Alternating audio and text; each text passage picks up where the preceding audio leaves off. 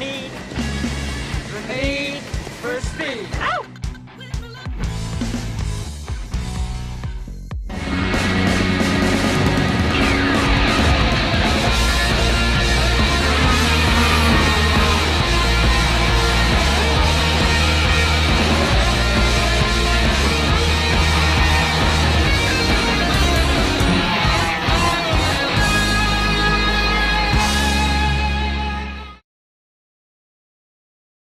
Welcome back here to Salt Lake City, Utah. For those of you tuning in from here in the paddock today, and for those of you tuning in from live around the world, my name is Xander Clements. Alongside me, Caleb Smock, as we bring you the final day of action for the Supercars USA Pro Tour from Utah Motorsports campus. We are live here in the studio, of course, again, Aspen Fuels USA, a big-time sponsor here this weekend, so we're supporting their apparel, and you'll see a lot of those T-shirts around the paddock here today. Caleb, a wild ending yesterday, but man, let's talk about that Pro Shifter main event, because we were treated to probably one of the best main events that division's offered in the last 2 seasons. Yeah, like I said before, I'd call that like a classic shifter race, something you'd see back in the day in the shifter heyday. We saw wrecks, we saw drama, we saw teammates going after each other, we saw the final couple of laps when people running at each other. It was intense all the way through. There was never really a boring part of it. They put a lot of money up for the line, and I don't think we were disappointed. And the weather was scorching hot here yesterday. The heat was on fire. The track, the racing on track was on fire as well. I mean, we were up nearly to 90, 92 degrees track temps. I got to imagine up at 130, 140 degrees in climbing. We're expecting the same type of weather here today. Hopefully the same level of fantastic racing action. We do have updates, of course, about Cole Kleck. He was involved in a nasty crash coming to the checkered flag in the final main event of the day in the X30 Pro class. He was checked first here by the on-site medical team, then was transported to the awesome on-care facility they have here on-site at Utah Motorsports campus. Checked, released from there, then they went on their own to get further evaluations at the nearby hospital.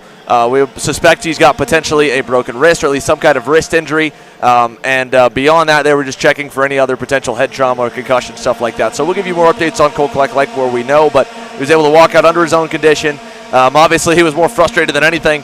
Then he was unable to was going to be unable to compete today.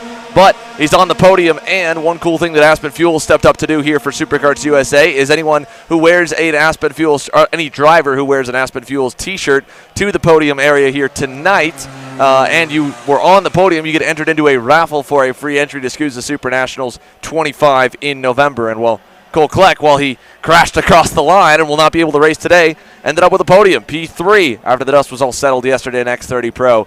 And man, did he have the crowd going crazy here, pulling for the underdog to go up against the powerhouse. Of course, Ryan Norberg coming away with the win, and the Pedro Hiltbrand, of course, the OK World Champion, getting up into the mix as well. Hopefully we'll see more new faces up at the front there, and it's anyone's guess of who's going to be quickest overall. Right now, Norberg is your quickest in morning warm-up here on Sunday. Hiltbrand second, Hayden Jones is third, and all the X30 pros are making their way on into the scale line here, which means it's finally time to fully start the official action here for Sunday. The Microslift class will be coming up for qualifying here right after this. Stick with us, folks. Car Chasers coverage of the Supercars USA Pro Tour live from Salt Lake City, Utah. We'll be right back.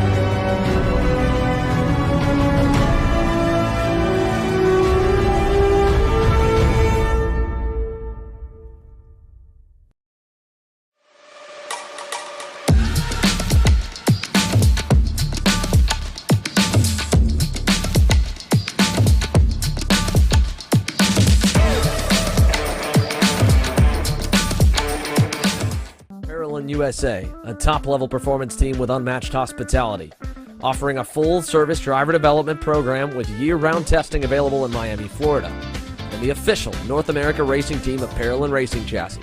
Chassis and parts available at ParolinUSA.com. Welcome back here live from Salt Lake City, Utah at the Utah Motorsports campus, and we are hot and green on the racetrack with the Micro Swift division for morning qualifying.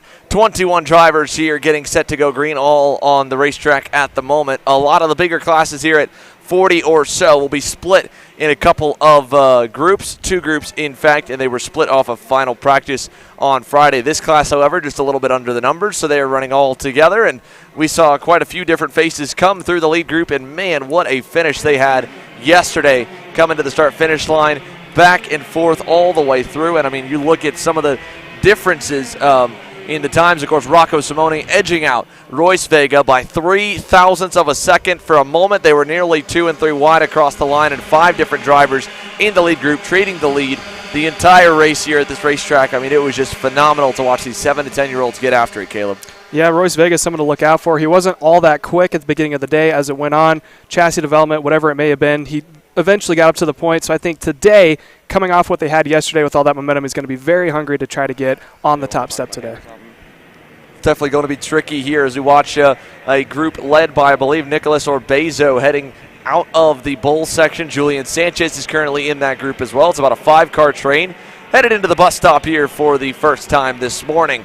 And you'll watch as the times slowly come up on the ticker on the left-hand side. It's 5 minutes set for qualifying. Typically gives the drivers about 4 full-speed laps. And now we're going to see a few start to trade positions early on in the session to try to find themselves in a better piece of real estate to go for a hot lap. And they're going to go back and forth here through this pack a couple times. That'll allow some separation as a whole. Let's see where everyone's going to come out here when they come across the line this time by to put the first lap up on the box. So the first drivers across, Troy Ferguson and Rocco Simone. They'll go quickly to the top. Second and first, Jackson Gibson led quite a few laps in the main event yesterday. Third here at the end of lap number 1, Matthew Cagle to 4th. Braden Wagner is 5th. Pasha Ali had a good day yesterday inside the top 5 for quite a bit. And we're watching Rocco Simone and Ferguson working their way through the bowl. So your top two of the top drivers from yesterday's main event working together nicely. You can see they've got a good gap out back, and they've got clear racetrack out in front. So if they stay nose to tail here, they'll at least run identical lap times, but they won't have to worry about anyone passing or potentially messing up their laps. So they've got 3 more chances at it from what we can tell. 2 minutes left on the session, and hopefully a few more drivers can challenge them. Otherwise, it may just be the 2 on your screen that end up being on the front row, because there's still a lot of shuffling back behind them of different drivers finding places to run on the racetrack. 1:45 to go. Here we come to the end of lap number 2. Rocco Simone leads Troy Ferguson across the line. Ferguson will slowly catch up to him in the slipstream and give him a little bit of a push before turn number 1 if he can. Simone, a 1:06.33. And indeed, we got some other drivers that are putting some quick laps together. Matthew Cagle jumps up to 2nd. Braden Wagner 3rd. Pasha Ali 4th. And Ferguson, that lap, not as good as the lap prior, loses about a 10th or 2 and fades back here just a ways. Paxton Dyson, someone else who's on the move, moved up to P7. Yesterday, he had a good chance when it came to running in the feature. Unfortunately, on the start, he was on the outside lane, got shuffled all the way back to 13th or 14th, drove his way back up to P5 or 6. Can't remember off the top of my head. Something else we're going to look for as well is just the mind games that go into qualifying. Qualifying is interesting for a different way. Obviously, the race, everyone's going toe-to-toe, but for qualifying, when you go for fastest lap time, people have different strategies. Some guys like to be in the pack, try to risk it in that way. Some guys like to go on their own. And a lot that we've seen before is there see packs of 2 or 3 break off on their own, separate themselves from the field, and try to get some good laps. And the problem is that when those 2 packs come together, you only have a handful of laps. You got to turn a quick one. If they hold you up, that's a high risk that you just lost in the wrong way. Definitely here. 35 seconds to go. Let's see where they end up at the end of lap number 3. Ferguson turns it back up. Closes back to 2nd, half a 10th off of Simone, who is now dropped behind the 43 machine. So Rocco Simone dropping back. Might be 1 lap too late. I don't think he'll get much of a lap here, but at least he won't tow Ferguson around too much for the final circuit. Ferguson allowed to poke his own hole in the air. We go back from them 3/10 almost to find Matthew Cagle and the number 48 machine. And then Alex Chandler has joined the group into the top 5. Braden Wagner in 5th, Orbezo 6th, Pasha Ali 7th, Jackson Gibson is 8th, Paxton Dyson 9th. He had a good run inside the top 5 yesterday. And Royce Vega, yesterday's runner-up, down in the 10th spot, but that's no stranger to where he was yesterday as well. I mean, he was a driver who qualified way outside the top 10, had to come through the pre-final and came through the grid in the main event to get there and nearly stole one at the line. Checkered flag will fly this time by for the top 2, Ferguson and Simone. Across the stripe, does Troy Ferguson have anything more in the tank for lap number 4? He does not, neither does Simone, because he was letting him by on that lap. It'll be up to everyone else behind them here when they come across. There's Cagle and Chandler's group, and no improvements for them. So Rocco Simone will start from the point once again, and it's the pole position for the Parolin USA driver. And the number 91 will lead the field to the green alongside the 43 Benek and Troy Ferguson. Matthew Cagle ending 3rd. No real big movers on that final lap except for Royce Vega. He jumped up to 6th at a 106.603. So we'll take you through the results really quickly to see where everyone all ended up at the end of qualifying here for Micro Swift. Again, Rocco Simone, your top qualifier over Troy Ferguson and Matthew Cagle. Alex Chandler, Braden Wagner, the top 5. Vega going to 6th, pushes Nicholas Orbezo back to 7th. Pasha Ali, 8th. Jackson Gibson and Paxton Dyson rounding out the top 10. And then Mateus Romalo, no lap turned in qualifying. Don't know if we'll see him here today, but that was a driver that did run yesterday and had some good pace. Not as much as he had earlier this year, but definitely could be a contender. So they'll pull into the scale line. We'll go off the air for just a moment, and we'll take another quick word from our partners while the KA100 Juniors begin to make their way onto the grid.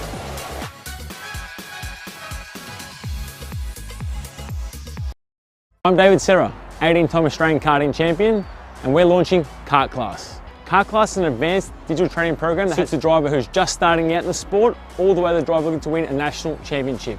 In this program, you're going to be learning about how to find the ideal racing line and what an apex is. Braking and throttle markers, wet weather racing lines, and how to overtake other competitors. We target how to brake in the wet weather, and we look on the mental side of kart racing as well with our mental skills coach. At the completion of this program, you'll be lighting up purple sectors in qualifying, know when to defend on the opening laps, and how to pressure your opposition into mistakes. We teach you the tools to be resilient and how to get in the right frame of mind before a race. We look to complete the whole package by getting a strong mindset, a driving style to suit all conditions, strategizing your race, and getting the last 1% from your team. We'll teach you how to win the final lap of a race, driving the wet like Max Verstappen, and creating the perfect bubble for yourself to mentally be in the zone. To find out more, click the link below.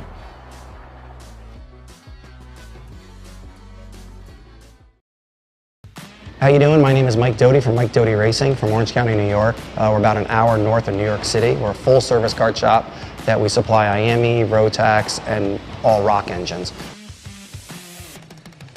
We sell OTK parts and all the tires for all the different series. We support USPKS, SKUSA, Rotax, which is the Stars and Stripes, and the Rock Winter Tour. What we do is we try to get the drivers better by data, driver coaching, and setup. We have a lot of good drivers that come through our program. We have a lot of experience. I've been doing it for almost 35 years, and we just try to translate that to all our customers. For more info about Mike Doty Racing, you can contact us at mikedotyracing@gmail.com or call us at 845-551-0572.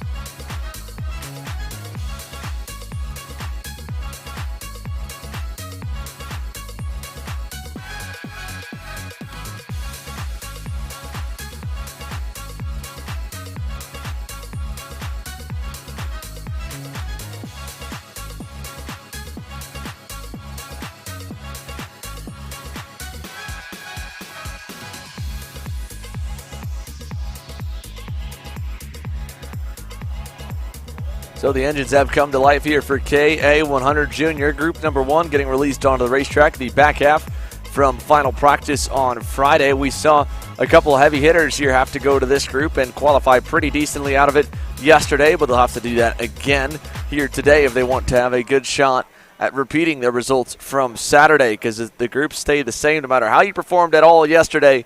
The groups you get split into for qualifying based off of the results from final practice Friday afternoon. We'll watch them work their way on through the bus stop, now chicane, and into the hairpin here for the first lap. And similar to the micro swifts, the toe will be important here, but this K100 Junior class, what a main event. What a pre-final, really, they put on, too. I mean, they had some awesome battling throughout the entire day, really. Yeah, no, we tend to call this the junior engine size when it comes to going along with the Pro Tour. But they put on a race, especially for junior category, that you see from their experienced drivers. Everyone was smart about how to stay in proximity to the leaders. No one wanted to break up the first group. They all stayed together. Overall, very decent race. Well, we'll wait and see here. Over in the back section of the racetrack in the final couple turns, waiting to go out are the 3 drivers we were talking about that were really quick yesterday. Caleb Gaffera, along with the Nash Motorsports EOS card, I believe that's Truly Adams, as well as then the GFC entry of Preston Lambert. All 3 elected to go out near the back of the field there to try and give themselves some space so they can run a good lap on their own. Gaffera still waiting here a little bit on the front straightaway to try and find himself some more clear racetrack, and I don't think he wanted to give a tow at all to any of those drivers here. Here's some of the front of group number 2. These are the first 3 drivers that missed the cut line to go into the fast group as they work their way through the back couple hairpins. They'll be the first ones, of course, to set the benchmark for the entire division as group number 2 begins to form up on the grid and gets ready to hit the racetrack here today. Here they come onto the front stretch. Lap number 1 going in the books. 2 minutes, 50 seconds left. Where will the first lap be? It's Joey Friend to the top. He'll get bested by Beckham Tupakov. Tupakov had a good run going yesterday before contact took Tupakov out late in the going, was just getting into the top 10 when the crash happened in the main event. Heartbreaking to see, but he's got a new shot here this afternoon to go after it once more. Joey Friend's lap, though, from the beginning, hanging in there in second. Cameron remains in third. Jackson Wolney in fourth. Kane Martin fifth. Ethan Boer comes across the line. That was one of the 2 drivers there that was near the back. And here's Caleb Gaffera getting ready to start a lap here. He waited on that first lap, so he's not going to go anywhere up the order. So the drivers you're watching on your screen, currently top of the boards at the moment. I'd give it about 1 lap, though, and I think we'll see that RPG Cosmic of Caleb Gaffera go to the top. Something else you got to keep in mind, too, is tire management. Like we were talking about yesterday, tire degradation has been a major factor here all throughout the day, and qualifying is no exception. It's when it starts, when the new tires get thrown on.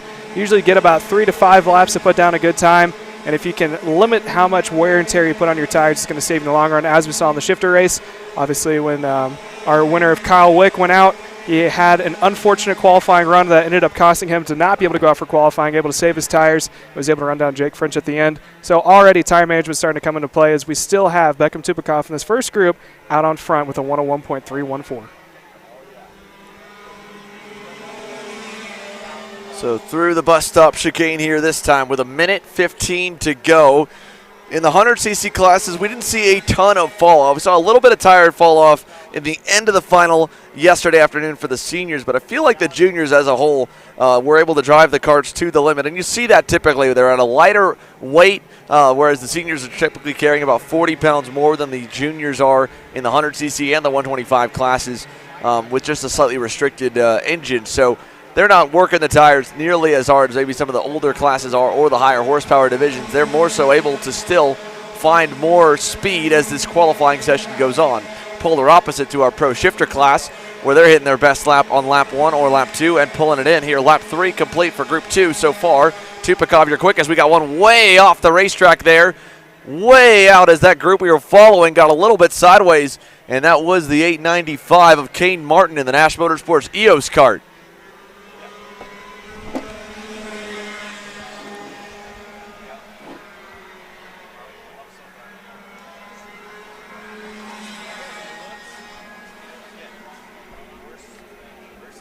10 seconds to go as Gaffera goes by the line. This time still not quicker than Tupakov. He's running by his lonesome at a 101.358. I don't know how well that'll put him He had some help yesterday. It doesn't seem like he's going to have that here today as he goes through the pole section for the final time. Checkered flag will wave for everybody else here when they come by the stripe. I think Gaffaro was able to get in to start one more lap. So here we go across the line for the first group.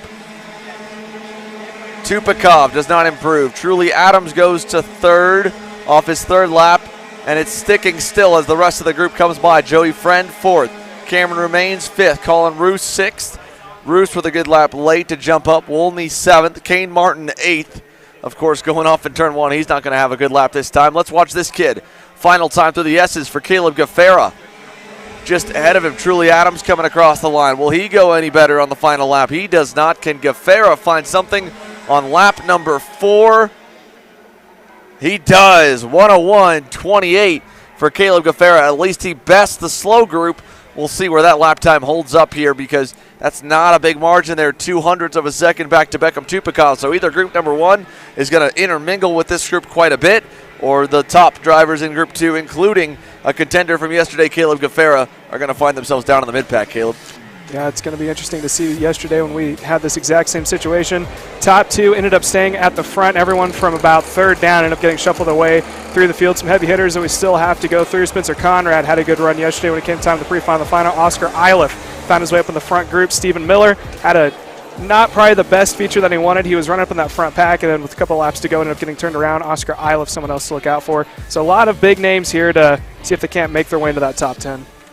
Yeah, definitely quite a few that we expect to probably get there by the end of lap number 2 here as they work their way to the scale line for Group 2 and Group 1. Engines fired on the grid, getting set to go. Here's Gaffaro coming in, and he'll have to sit and wait on the hot seat to see where he ends up and if he's going to end up in a good position to start the pre-final later today. So Caleb Gaffaro, the 820, will now watch as the full group is released onto the racetrack. And my mistake there to Preston Lambert's camp. He was not the driver. That was the GFC. That was when we were looking at earlier. That was Ethan Boer, of course, the 881. We've talked about him. But Lambert was well into the fast group as of Friday afternoon. So he's going to be on this group as well. Of course, Jesus Vasquez Jr., quickest driver at the end of the day Friday.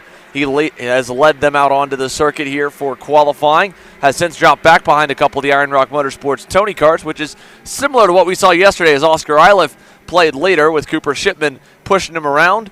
And Iliff right now leads Stephen Miller and a couple through the hairpins here as we've got one going a little bit wide. That was Shipman getting a little bit out of sorts. And here's that group of 3 led by Oscar Iliff with Stephen Miller and Steven Eisert in tow. They are glued together here coming down the front straightaway to start lap number 1.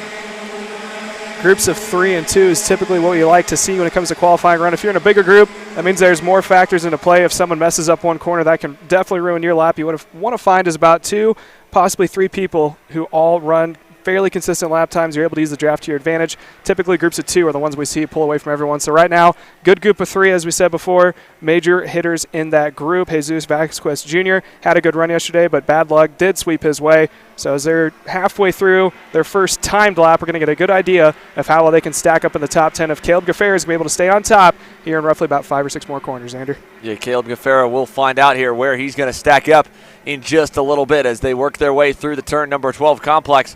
Big line of carts here trailing the track magic of Preston Lambert heading into turns 13 and 14. 3 minutes to go in qualifying. We're just getting going. Again, the second and first laps really won't jump them too much. It might be a really good one to start for this first group of 3 coming across the line. This second pack, I don't know how they're all going to stack up, but across to begin. Oscar Iliff, Stephen Miller, they jump to 13th and 14th. Cameron Brinkman throws down a good lap. He goes up to 13th, but everyone on lap number 1 still chasing a little more pace here. So group number 2 looking pretty strong group number 1 looking strong to start with 3 more laps to go, 2.5 minutes remaining. There's Brinkman on your screen. He's got really a perfect position to start this next lap. He's about 4 car lengths back from the end of the next train with a pusher behind him. If Cameron Brinkman can hit his marks here on this lap, he could throw down a major pole position lap that would be tough to get beaten here as they go through the chicane. Little dust kicked up, and the Lando Norris Mike Doty Racing driver closing in. Hopefully he doesn't catch these guys too early. I think he might into 12 and 13. He'll get right to the bumper here. Might have caught a little bit of traffic as they passed up ahead. and through the S's. We'll get an update when they come across the line. Brinkman to the bumper. Quickest driver of the group so far. Now they'll start to change that up as Keegan Kaminsky moves up the order. Brinkman does not get the best lap that time. He caught them a little bit too early, so it's all about Keegan Kaminsky in the 834 GFC karting entry. Nicely done for Kaminsky. Alex Mercado moves up into second. Bumps Cafera back to third. Valentino Garbarino up the order as well. He moves forward, and look at that. Again, Kaminsky's in a good spot. Got clear racetrack ahead for the moment on lap number 3. This could be the money lap here for Keegan Kaminsky. Could it be a first career SKUSA Pro Tour pole award for Keegan coming out of turn 12? Other big movers in the field. Oscar Iliff able to crack into the top 10, goes to P number 6. Stephen Miller also in that front group goes to the 7th spot. And as we talked about before, it's all about mind games and strategy. There's a good opportunity for some drivers here that are trying to work the draft to their advantage, but if you're in that main second pack, it's really not what you want to be looking for. That top 3 making the way across the line to see if there's any big movers. Stephen Miller went to P3. Stephen Ernest goes to P2 for the moment, and then Alex Mercado is able to take it back to go to P2. Kaminsky still up front. Yeah, Steven Iser jumped up there to third for a minute, jump back. Charlie Smith moves into the top 5. Jesus Vasquez Jr. with him. The Nash Motorsports boys, P3 and P4. Kaminsky, quickest still, and he's not really getting much of a tow at the moment. He's just got clear racetrack. Here's a look further back there. You'll see Preston Lambert trailing, I believe, Cooper Shipman in the middle of this group of 3. They're running behind one of the Speed Concepts Racing Red Speeds, and that's Alex Mercado in the 887, headed to the back sector in turn number 12. So this group could be quick and might be able to throw down some heat on the final circuit. This is going to be the money lap if there's any chance to knock off Keegan Kaminsky. They've got to hit it perfectly right now because the checkered flag is coming. Look at that. In this middle group here, we got some carnage going on. That's the group that Brinkman was in and Spencer Conrad and company across the line for the final time. Kaminsky not yet to cross. Here's going to be Mercado. And we'll wait for the laps to update. Charlie Smith does not improve. Archer Eversman does not either. Preston Lambert goes a little bit quicker on lap number 4 in 5th. I think they'll have to update the timing because we're still showing only 3 laps completed for Mercado and Kaminsky and Jesus Vasquez Jr., but they are on the racetrack still and just now got the checkered. That will update in a moment potentially, but for now, it looks as though Keegan Kaminsky will hold on top of the boards in KA Junior. We'll wait to confirm that here in just a moment. I believe we should be just about on it, though, for KA Junior with Kaminsky on top over Mercado and company. And there it is. Just a little update on our screen. Valentino Garbarino with a good final lap jumps to third. Let's go through the final results here for your KA Junior class and see where everybody's stacked up. Because again, we mentioned Caleb Gafera. Unfortunately, his best lap bumps him out of the top 10, not having a dancing partner in qualifying. Your quickest driver, Keegan Kaminsky out of GFC Karting, the Northern California-based kid, leads the field to the green later today for the pre-final over Alex Mercado, Garbarino, and more. You look further down the grid there, Truly Adams was second out of the first group. He drops to 19th. Cameron Brinkman was quick early, ends up 16th. Fernando Luque, 17th. Max Taylor, no lap turned in qualifying. He was the other driver that drafted with Cafera in the morning. Don't know what the issue may be of why we did not see the 833, but we'll look for some info on that. In the meantime, the rest of the top 10, Jesus Vasquez Jr. and Charlie Smith, 5th and 4th. Preston Lambert, 6th. Steven Eisert and Archer Eversman, 7th and 8th. And Stephen Miller and Oscar Iliff round off your top 10. KA Junior, done and dusted. We'll move on to KA 100 Senior here when we come back. Right after this here from Salt Lake City, Utah, you're watching Kart Chaser.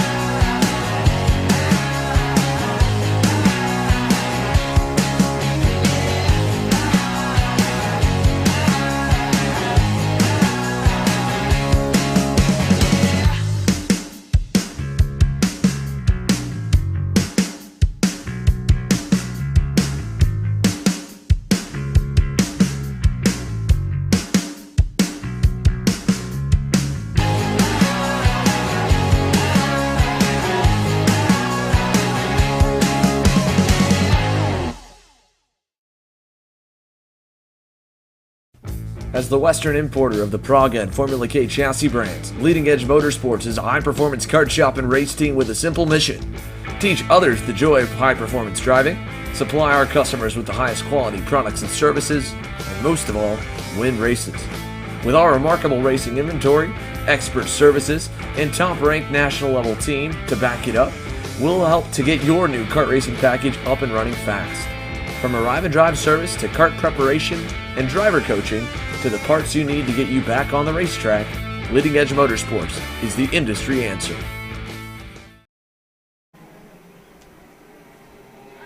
Welcome back here to Utah Motorsports Campus. You're watching Kart Chasers coverage of the SuperKarts USA Pro Tour.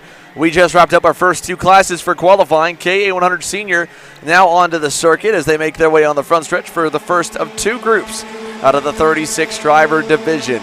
Across the line here to begin the qualifying session, and we're seeing a handful of drivers that were quick at the end of the day yesterday. You saw Peyton Phillips getting into the top 10 through that main event. He's also one of many here in the slow group that was able to find his way towards the front by the end of Saturday afternoon, hoping for a little bit of a better start to his Sunday morning. Behind him there, Adam Ali, along with one of the Speed Sense Motorsports X-Breeze, as the field comes to the bus stop on their very first lap around Utah Motorsports Campus. Everybody got warm up in here today, and I'll be honest, Caleb, it feels a little bit hotter, a little higher temperatures than even where we were one day ago. Yeah, I was checking the weather. It's supposed to be about 10 degrees hotter today than it was yesterday, so that's going to come into factor with these higher horsepower classes like we see with tire degradation. As the track gets hotter, I should say, it tends to eat up the tires more. There is more rubber getting put down, but that's just going to shake things up, not only for the tires, but also with chassis handling. Yeah, it'll make things a little more difficult. Like you said, it'll amplify that tire wear and that tire heat. We've talked with some drivers in the past. We had Braden Eves as our driver analyst back at NOLA Motorsports Park. That is a major SKUSA Pro Tour multi-time winner and multi-time national champion. Also, of course, competing on the road to Indy here, where he's racing this weekend over at Elkhart Lake, Wisconsin at Road America. For Eves, he mentioned that at least with the MG tires that we're currently running on the Evenco by MG tires that the SKUSA Pro Tour uses, tire heat seems to be more important to manage to the race. You can cool your tires back down by driving it easy for a couple laps. So we've got one off over here in turn number 2, turn number 3, and we've got him beached. That is the 883 or 983 of Blake Feely. Blake Feely in the CKR has gotten stuck on the outside edge of the racetrack here, and I think that's going to do it for Blake Feely's qualifying run. So unfortunately for Feely, he will be done a couple of laps early. Looking at the board right now, lap number 1 doesn't really mean that whole much because they're still trying to get tires up to temp. Peyton Phillips is currently the quickest as they make their way across. Looks like he is so far going to hold on to it. Adam Ali currently sitting in P2. So the time to beat from Peyton Phillips is 1:00.752. I feel like the times are only going to improve, and he's going to have to see if he can hold on to it with the second group still yet to come out. Some major hitters.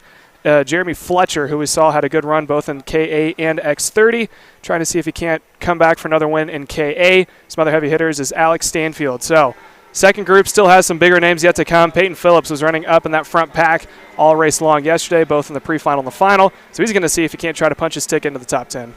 Yeah, let's see what he can do here to start the day. Again, he's got no draft in front, but he's got Adam Ali kind of behind him, able to push him a little bit. Brooke Berry there runs in line third in that group. She's looking for a little more luck here today. The girl power is strong in KA100 Senior. Lydia Small and Macy Williams especially qualified or ran at one point inside the top 10 yesterday, but both of them had misfortune take them out of contention. Berry's also had some good runs here as of late. At the moment, though, a little bit further back. She is fourth, 2.5 tenths off the pace of Phillips and Ali, with nobody going quicker really inside the top 4 that time besides her. And no one inside the top 10 going any bit quicker on lap number 3. We'll see if lap 4 gives them any bit better luck. One final chance here with 30 seconds to go. Phillips leads over Ali. Most of the field is elected to stay on the racetrack to try and dig for more. You can see there's Barry in the shot, and then right behind her, one of the Speed Sense Motorsports entries at Travis Mitchell. He is third in the group at the moment. So 1, 2, 4, and 3 on your screen. Phillips, Ali, Barry, and Mitchell. 5 seconds to go in qualifying. The checkered will fly this time.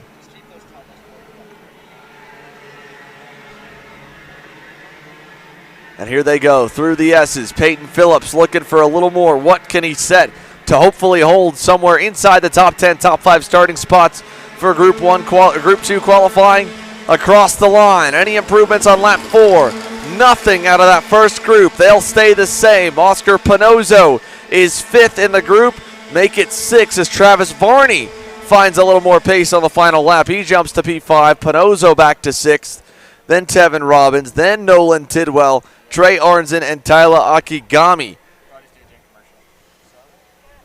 And we've got at least our top qualifier here in KA100 Junior down with Kendall Hedge. Keegan Kaminsky gets to lead the SKUSA Pro Tour to the green here for the very first time in 2022. Kendall? Keegan, you got the pole today for the final day of racing here in Utah. How are you feeling right now? I feel amazing. It was really tough, but I'm happy that we got it done. Yeah, you finished 14th yesterday in the final. How was it to be so far ahead today compared to yesterday? I feel amazing. It was really a tough day for us yesterday. Changed my driving a little bit and definitely was way faster today. How do you expect the racing to go today? I'm just going to be calm, do my racing, and just try my best and try and get the win.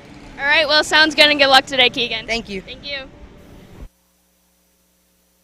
Thank you, Kendall. Here we'll go back to the on-track action in a moment because K100 Senior Group number 1 group has completed. Group number 2 getting set to go. Again, Peyton Phillips, your quickest. Let's give you an update on the order of where we're at right now and who is still expected to come while the carts come onto the racetrack.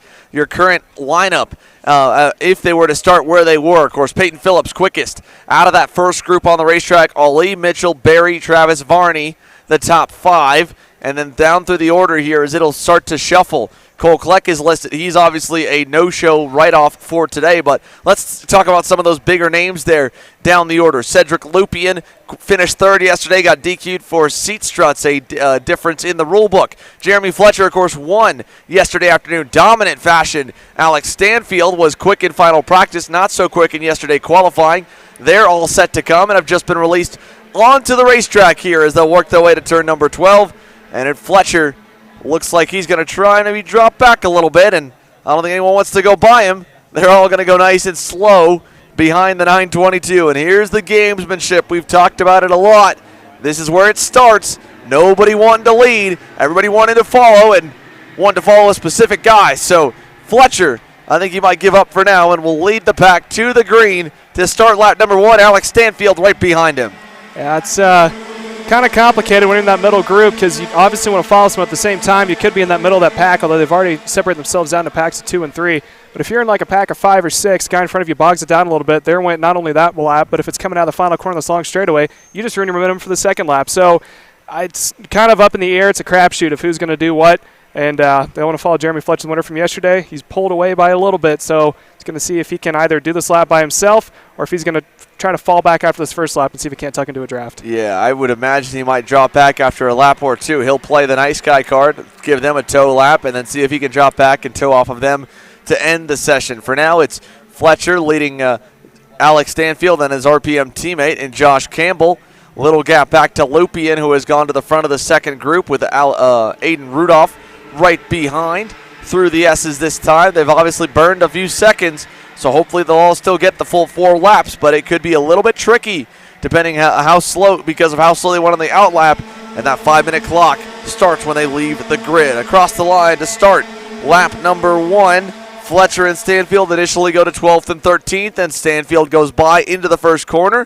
Fletcher drops in line, and Alex Stanfield will lead them through turn number 3. I think lap number 2 is going to be the best lap for improving on times because of how slow they came across. Fletcher and Stanfield currently sit in 12th and 13th. Look for them to make their way farther up the board. Pass into turn 1 was done beautifully by Stanfield. Didn't cost any of them time, although seeing as they're both teammates, it was probably a little bit of a, hey, why don't you take the inside line? Well, former teammates here. Of course, we're talking Alex Stanfield and Jeremy Fletcher under the Gary Willis Racing banner, and that's where they swept between the pair of them the main events back at Ola Motorsports Park in the 100cc division. However, we obviously saw the news come out and covered it a couple weeks ago. Fletcher sporting a little bit different colors, a little bit of a different suit here today as he was picked up by the Ryan Perry Motorsport team, switched operations from GWR over to RPM. And Alex Stanfield remains as the lone lead wolf under the Team Felon GWR camp. He's right now second, about 6th quick as Peyton Phillips' lap holds Cedric Lupien in a prime position at the moment. He's closing into this group while they're punching the hole through the air, going as fast as they can. He's matching them stride for stride, then closing up in the slipstream on the straightaways. Aiden Rudolph is also in a similar position. So Lupien doing that last time, went to second, Rudolph to fourth, and they're just hitting the money lap here. Lap number 3 seems to be the optimal lap for most of where they're trying to come in and hit their marks. Fletcher going to pass Stanfield on the third lap. That'll hurt them both a little bit. Set up for maybe one run at lap number 4. Josh Campbell behind, might get passed by Lupien on the final lap. That could hurt Lupien's speed a little bit. We will see through the S's. Final lap coming up here. White flag, I believe, should be coming this time by, in theory, because I don't think they'll make it around to do 2 more. Down across the line and see if Fletcher's able to improve. He does. He goes, for the moment he went up, then it went to Schrader. Now it's at Vinny Mascalis is up into P number 1. Peyton Phillips is now bumped down to P5, so there's already some big shuffling going on through the field. That toe is now starting to come into effect with the drivers who weren't up in front. Now they're falling back through the field. Anything can still happen, though, with roughly what you think is going to be 1 lap left. Very impressive for Vinny Mascalis. Again, we talk about those good positions to be in. He's at the end of a big train, trailing this leading group right here. Fletcher's pulled away a little bit from Stanfield. He might be quicker on his own. Here's another pack coming on through with Josiah Tracy and company as the leaders of the pack. The first pack anyway, Jeremy Fletcher, 2 car lengths up on Stanfield. He might just try and go pull it on his own. Last time by with the toe, but making the pass. Went 3rd quick. Macy Williams, 4th quick. Here's Williams' group. They're headed through with Mascalis right behind her. And onto the front straightaway for the final time. Jeremy Fletcher leads the pack to start what looks to be, no, that is indeed the checkers. So there we go, 4 laps in. Lupien to the top at a 1:62 by 9 thousandths of a second. Goes better than Mascalis. Fletcher comes within 100th of setting his best time by and not getting a single bit of toe on it. But Cedric Lupien, man, was he frustrated when we chatted with him a little bit earlier this morning about the issue that DQ'd him yesterday over the bolts not being on the seat struts of the RPG Cosmic. So that took him roughly out of championship contention. He's already got 1 win on the season, and well, he'd like to make it some more because at this point checkered flags might be all that he can suffice for his SKUSA Pro Tour. So we go back now to find ourselves getting set for another class. 3 have been set. Here's how they finished up for KA Senior. Peyton Phillips' lap from group number 1 ends up in 8th over Lupien. Mascalis front row, Caleb Schrader on the inside of row 2. There's Travis Mitchell, Travis Varney, Brooke Berry, all the group 1 drivers, 17th, 18th, 19th. So most of them a little bit further back. We're obviously seeing Cole Kleck there at the bottom and Gia Cicero out as well. I don't know if Cicero is going to end up turning laps here today or not, as Nate Cicero was removed from the weekend yesterday. But your top 10 beyond the first 2 rows, Macy Williams, Alex Stanfield, Andy Nish with a good run. Phillips is 8th. Walker Hess again puts another top 10 qualifying rung together for his lone start of 2022, and Josh Campbell will join him to round off the top 10.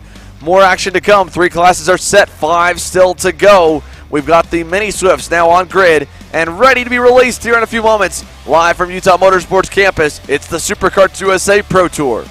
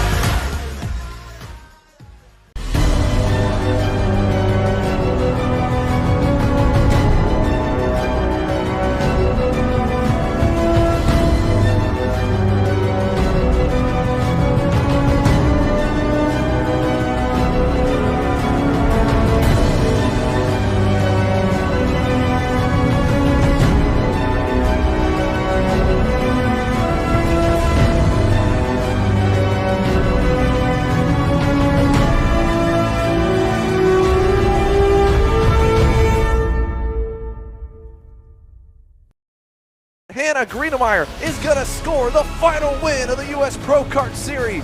Hayden Jones is a national race winner.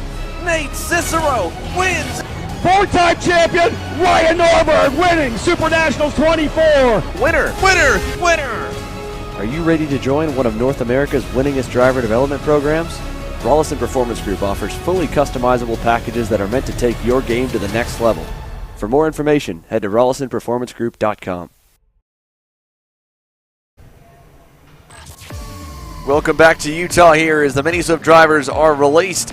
You can see on your screen they've already got half a lap underway as they work their way through turns 13 and 14 to begin qualifying here today for round number 4 of the 2022 SuperKarts USA Pro Tour. These drivers ages 8 to 12 years old here with 10 horsepower motors, and they're split in 2 qualifying groups based off of the results from their final practice session of the day on Friday afternoon. They already ran 1 full day of action yesterday, and they were 3 wide for the lead and the win with about 3 corners to go. It cannot get much more edge-of-your-seat racing than that right there, Caleb. No, when you have lower horsepower, the toe effect definitely comes into effect a little bit more, especially when we got these longer straightaways. You can work a run a little bit better than you can see in someone running X30, maybe even KA, although KA also has some good drafting effect. These kiddos got themselves spaced out. You can already see the pack starting to form up, although not a whole lot of packs that we've seen before with the KAs. There's, instead of being packs of 3, they're kind of got themselves spread out, trying to work the toe to their favor. Yeah, and again, this is the first group too, so you expect these kids to have a little bit less experience, maybe feel like they can't trust the drivers around them to be quick enough to tow them around the racetrack, so they're going to go and find their own piece of real estate to drive on or just kind of turn their laps as it comes. You'll see more of that gamesmanship like in the same way we saw it in K100 Senior. We didn't really see much of it in the first group. We saw it a lot in the fast group as they all knew that they could be, they were so close at the front of the pack that having a tow or not would be a major difference. Could be the difference between starting on the pole and starting 10th. 3 minutes to go here. The first lap's complete, and it's Ty Fisher who goes to the top. I believe he's on the CRG right behind this group here with Speed Concepts Racing and the TB kart combination as well. So Fisher through the bowl. Devin Waltz second at the end of lap number 1. David Ibarra is third. Alexis Bayarjan fourth. Alan Bonilla currently 5th.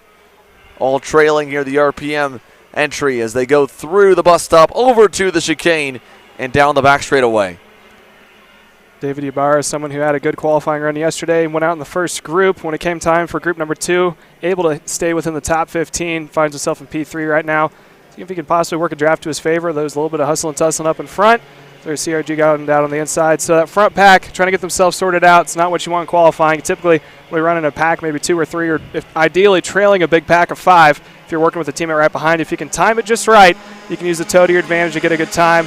Now across the line to complete lap number 2. There's about 1 minute and 50 seconds remaining. It's going to be Ty Fisher getting bumped down. That is Alexis Bayarjan right takes it to P1. David Ibarra still holding on to P3. Definitely a mouthful there to say. One name that's a little bit easier and that he's been with us on Kart Chaser before is Braden Eves. Of course, he's getting ready for his Road to Indy start here later on today with the Indy Pro 2000 division. Raced again yesterday, I believe. And Braden, in the live chat here, wanted to say hey, and we'll give you a hey on back here and wish you were out here running or hanging out with us. We appreciate you tuning in, buddy, and it's good to see you. As always, for any one of you that have friends or family or fans in the live chat here, if you'd like to shout out your favorite driver, let them hear throughout the paddock on the PA system. Send us a comment here through the YouTube live stream, and we'll make sure to give you all some love. And Eves, of course, a win yesterday's got him in good spirits from Road America, so, well, hopefully that continues on through. Congratulations, of course, and we can't wait to have our KC driver analyst and one of our Kart Chaser superstars in the X30 Pro Division back running races with us or hanging at the track again very, very soon. 45 seconds to go in qualifying. Mini Swift making their way down to turn number 1. Alexis Bayarjan will hang on to the top, but not go any quicker as Devin Waltz jumps up to second. You can see he's in the middle of this group with the bright yellow gloves on that Beer Art machine. He's going to get past, it looks like, going through the corner at turn number 3, so that will hurt this final lap for him. Edward Kennedy in the middle of that group as well, in the National Motorsports EOS car just out of the 192. I think that's Alan Bonilla. He's 7th, so all of your fast drivers coming out of this group here. Ty Fisher aboard that Atomica kart, leading, or the TB kart in the blue and white colors, leading the way down the backstretch. Yeah, Ty Fisher not able to recoup what he had when he went out in the first couple laps and set it on pole. Now finds himself all the way back into the 6th spot. Checker flag is going to be out this lap. Oh, big contact over in turn number 12. That was between two of them there. One, I believe, might have, I'm not sure which of the Bureau Arts was involved. It was not Devin Waltz, but that was out of our main group. Waltz was involved, so that entire pack just exploded here on the final lap. Ty Fisher is clean. The same with the CRG right behind him. Fisher will go to second. Bajarjan's heater from lap 2 is still holding on strong on top of the board. And Gabby Gadara on the final lap jumps to second, bumps Fisher to third, Waltz fourth, Kennedy fifth. It was the 196. That was Bajarjan. So our provisional pole sitter ends up in the sand and dirt on the outside of turn 12 on the final lap. But hey, Alexis at least got the quick time in at the beginning of the session, and that will hold at least to be quickest in group number 1. Group 2 will get set to go. So Alexis Bajarjan, Gabby Gadara, Ty Fisher, Devin Waltz, Edward Kennedy, Giuseppe Gadara, David Ibarra, Alan Bonilla, the first 4. And look at all the big names still to come. Carson Weinberg, Alessandro Truccio, Kai Johnson, Tyrone Kemper Jr. Super impressive this weekend. He's been up in the mix. Of course, Jack Iliff engaged Bailey. Iliff with a big win. Bailey nearly getting the lead here from 7th or 8th. Michael McCaughey drove through the pack from 17th to the point yesterday. Nearly got a win as well. It's anyone's guess as to who will come out with the pole award.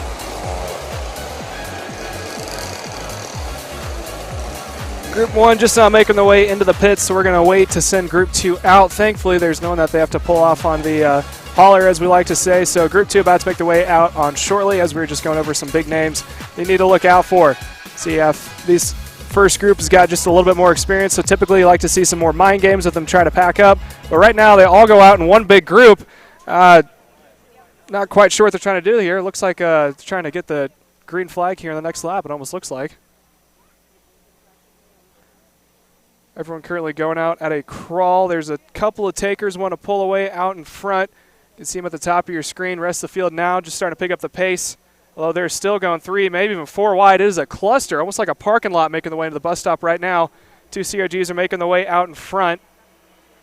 They're starting to pull away from everyone else, trying to get a little bit of separation. They're going to open up the toe for everyone else. I believe that's Tyler Roberts, maybe up in the first or second spot, one of the CRGs.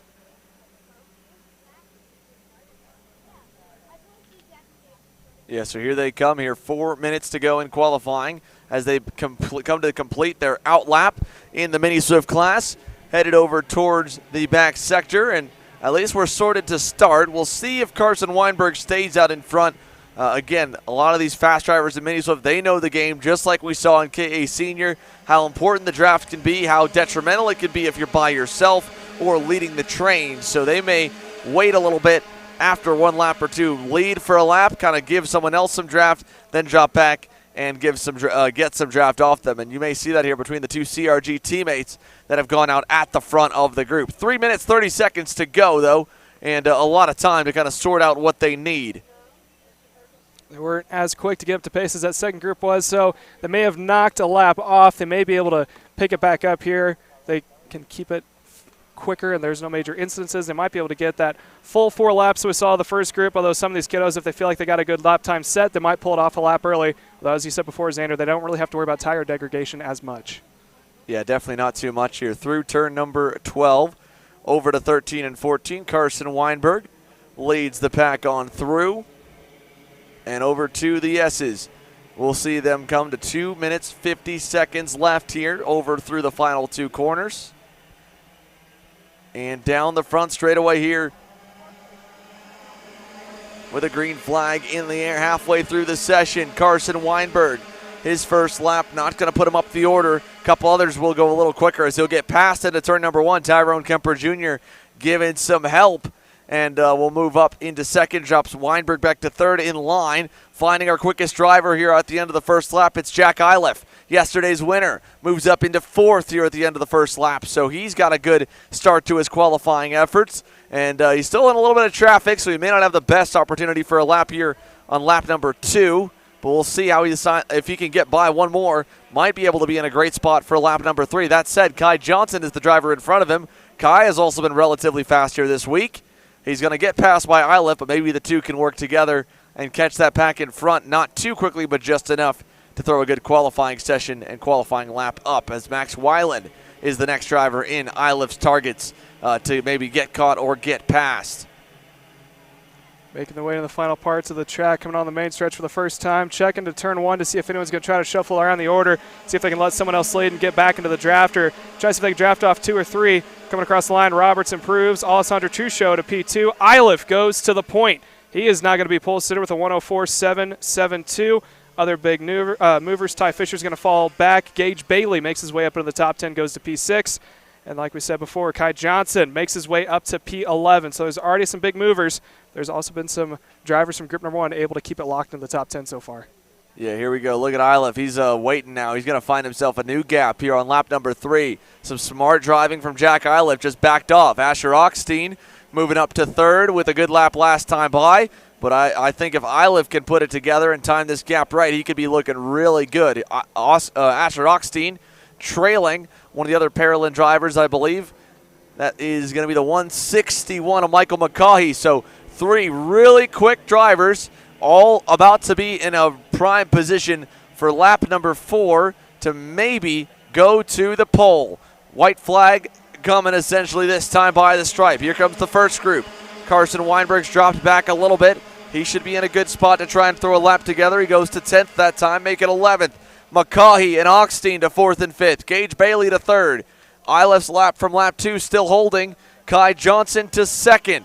But Jack Iliff, this lap might be even a little bit better. Final time through the bowl this time. You can see the gap closing to Max Weiland.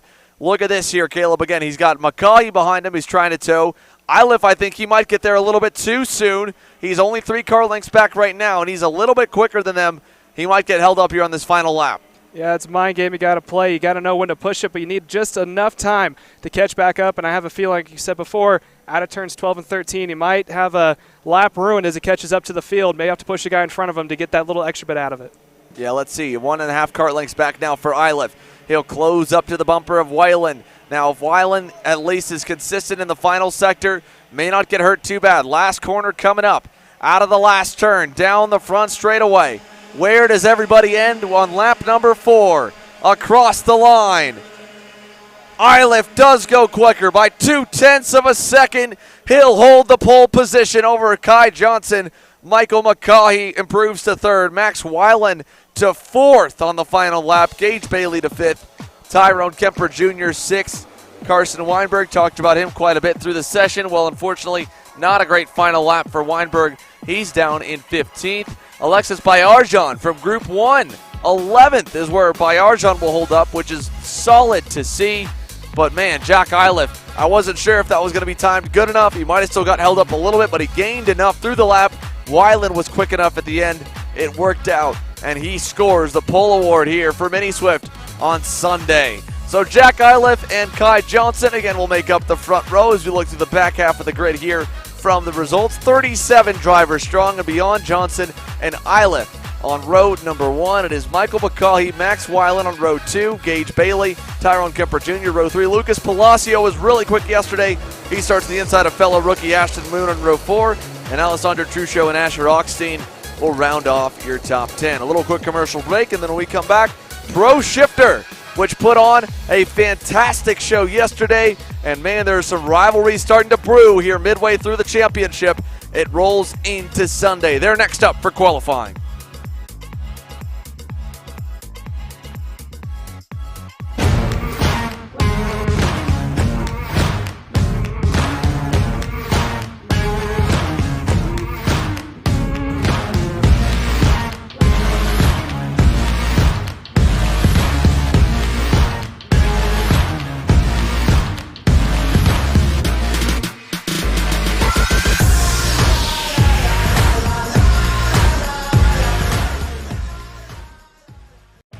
Kart Store USA is a kart parts supplier that racers and retailers can count on when they need reliable advice and service.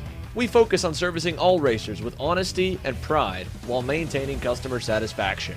We carry a full stock of Kart Republic and Tony Kart chassis, as well as IAMI and Vortex Rock engines. We've also got a host of other parts available and in stock, such as products from Rev Performance Materials, Jecco Racing Seats, and more. we have a 100% satisfaction guarantee.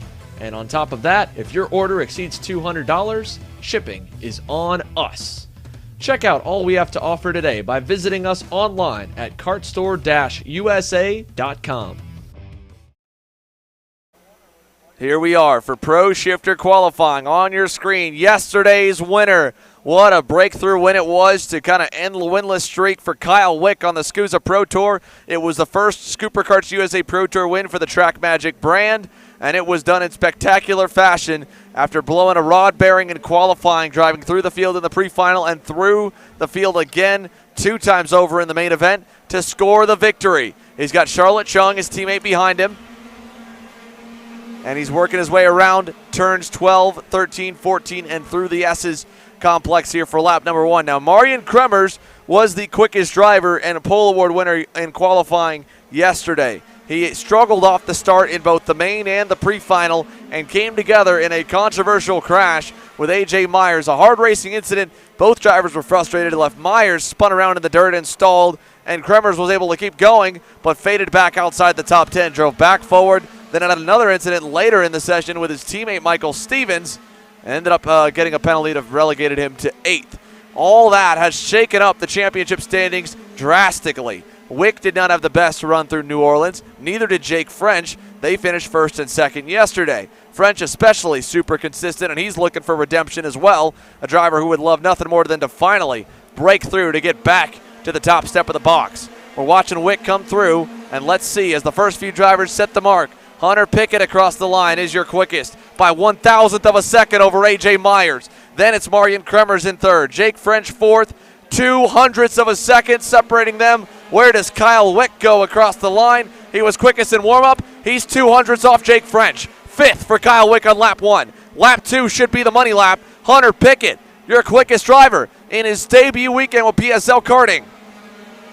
Bunch of drivers here have, like you were talking about, redemption. A.J. Myers is going to be hungry. He was in a good opportunity for a win. Obviously, Marian Kremers being the fastest was as well. So look for all these guys to be just a little bit extra. Obviously, want the money on the line, but there's more motivation and ego that's going to be behind it as well. There's quite a bit, a $14,000 cash purse. This will probably be the final lap before they pull into the pit lane to save the tires as they'll fall off after lap 2. Across the line, can Hunter Pickett stay on pole? A 55.49 for Marian Kremers and a 7 for Pickett. He drops back to 2nd. Myers and French do not improve. It falls to Kyle Wick. He comes across the line now.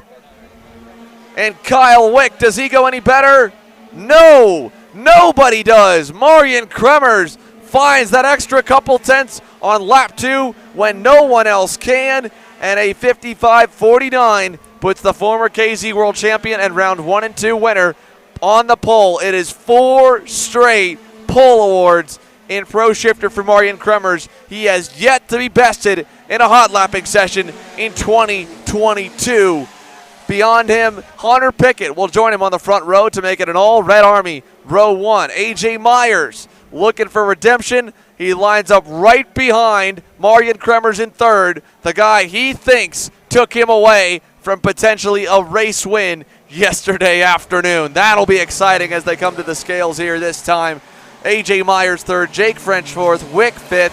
Hannah Greenemeyer was so impressive yesterday. She's 6th, and look at the practice starts. There's Greenemeyer coming on in. Look at Parker DeLong here in the Leading Edge Motorsports FK. One of the youngest drivers here to run in the gearbox category. He qualified just outside the top 10. Greenemeyer 6th, Josh Campbell 7th. Jacob Gulick into the pit lane here in the 215. There's Wick along with the 229 fellow GFC driver as well. And David Greco behind Billy Musgrave round your top 10 with Michael Stevens. There's Connor Wick, Kyle Wick's brother, that followed him into the scale line. So Marian Kremers, your quickest driver here in qualifying. Just 2 laps was all they needed. Everybody pulled in nice and early. And Kremers does it on lap 2 when the rest of the top 5 did it on lap number 1. Hunter Pickett, A.J. Myers, and Jake French will join him in the first 5 to start the main pre-final here later today. But man, was it close on lap 1. The opening lap, they were within 400ths, 1st to 5th, less than half a tenth. The second lap, well, that was about a tenth and a quarter difference for Kremers on the field. they're all going to pull on into the scale line here. We're going to see if we can grab maybe Jack Iliff, your Mini Swift Pole Award winner. In the meantime, the final few drivers for Pro Shifter. We're turning a few more laps after, but they have not improved any bit to go higher. David Greco did go for a third lap, ultimately aborted it and pulled in. There is, I believe, Ayrton Hernandez in the 212. He's not going to find any more pace, so he'll pull it into the scale line. So does Calvin Ming in the 207 Magic Cart. There's Kyle Kennedy pulling in also, and there's the 219 of Vincente Salas. So all your Pro Shifters wrapped up. 2 laps is all we needed. And Kalo, I mean, you got the best guys in the world here going at it. At first, they're all within a couple hundredths, and then Kremers pulls out a heater on that final lap. Yeah, Kremers, obviously when you're world champion when it comes to shifter kart driving, I think you kind of have a torch you have to hold over everyone else. Very close field. I still think we're going to see just as an exciting, if not more exciting race we saw yesterday, especially with all the drama that panned out in this class yesterday. The rest of the drivers still making their way down. Still 1 or 2 stragglers making their way in. Unlike yesterday, though, Xander, something we got to look out for. There's really no tire strategy going on with the top 10 like we saw with a couple. It was Kyle Wick came in, wasn't able to do a lap, put 1 less heat cycle on his tire, and that was something else that we learned about yesterday as well. It's not how much wear you put on your tires. Jake French was talking about heat cycles. Said the more heat cycles you put on it is going to cause more wear. Now everyone has the same amount of heat cycles on their tires when they go back out, so it's kind of a clean slate when we go into this race on today. We're going to take, we got Martin Kremers, I believe, will pull up for an interview here in just a moment. So we will be set to go here with a Pro Shifter post-race interview here in just a few moments while they begin to work their way on through the scale lines. They've got to get their carts through, make sure they make minimum weight, and a pole award win, or a pole award for Martin Kremers that is 4 for 4 on the 2022 SKUSA Pro Tour.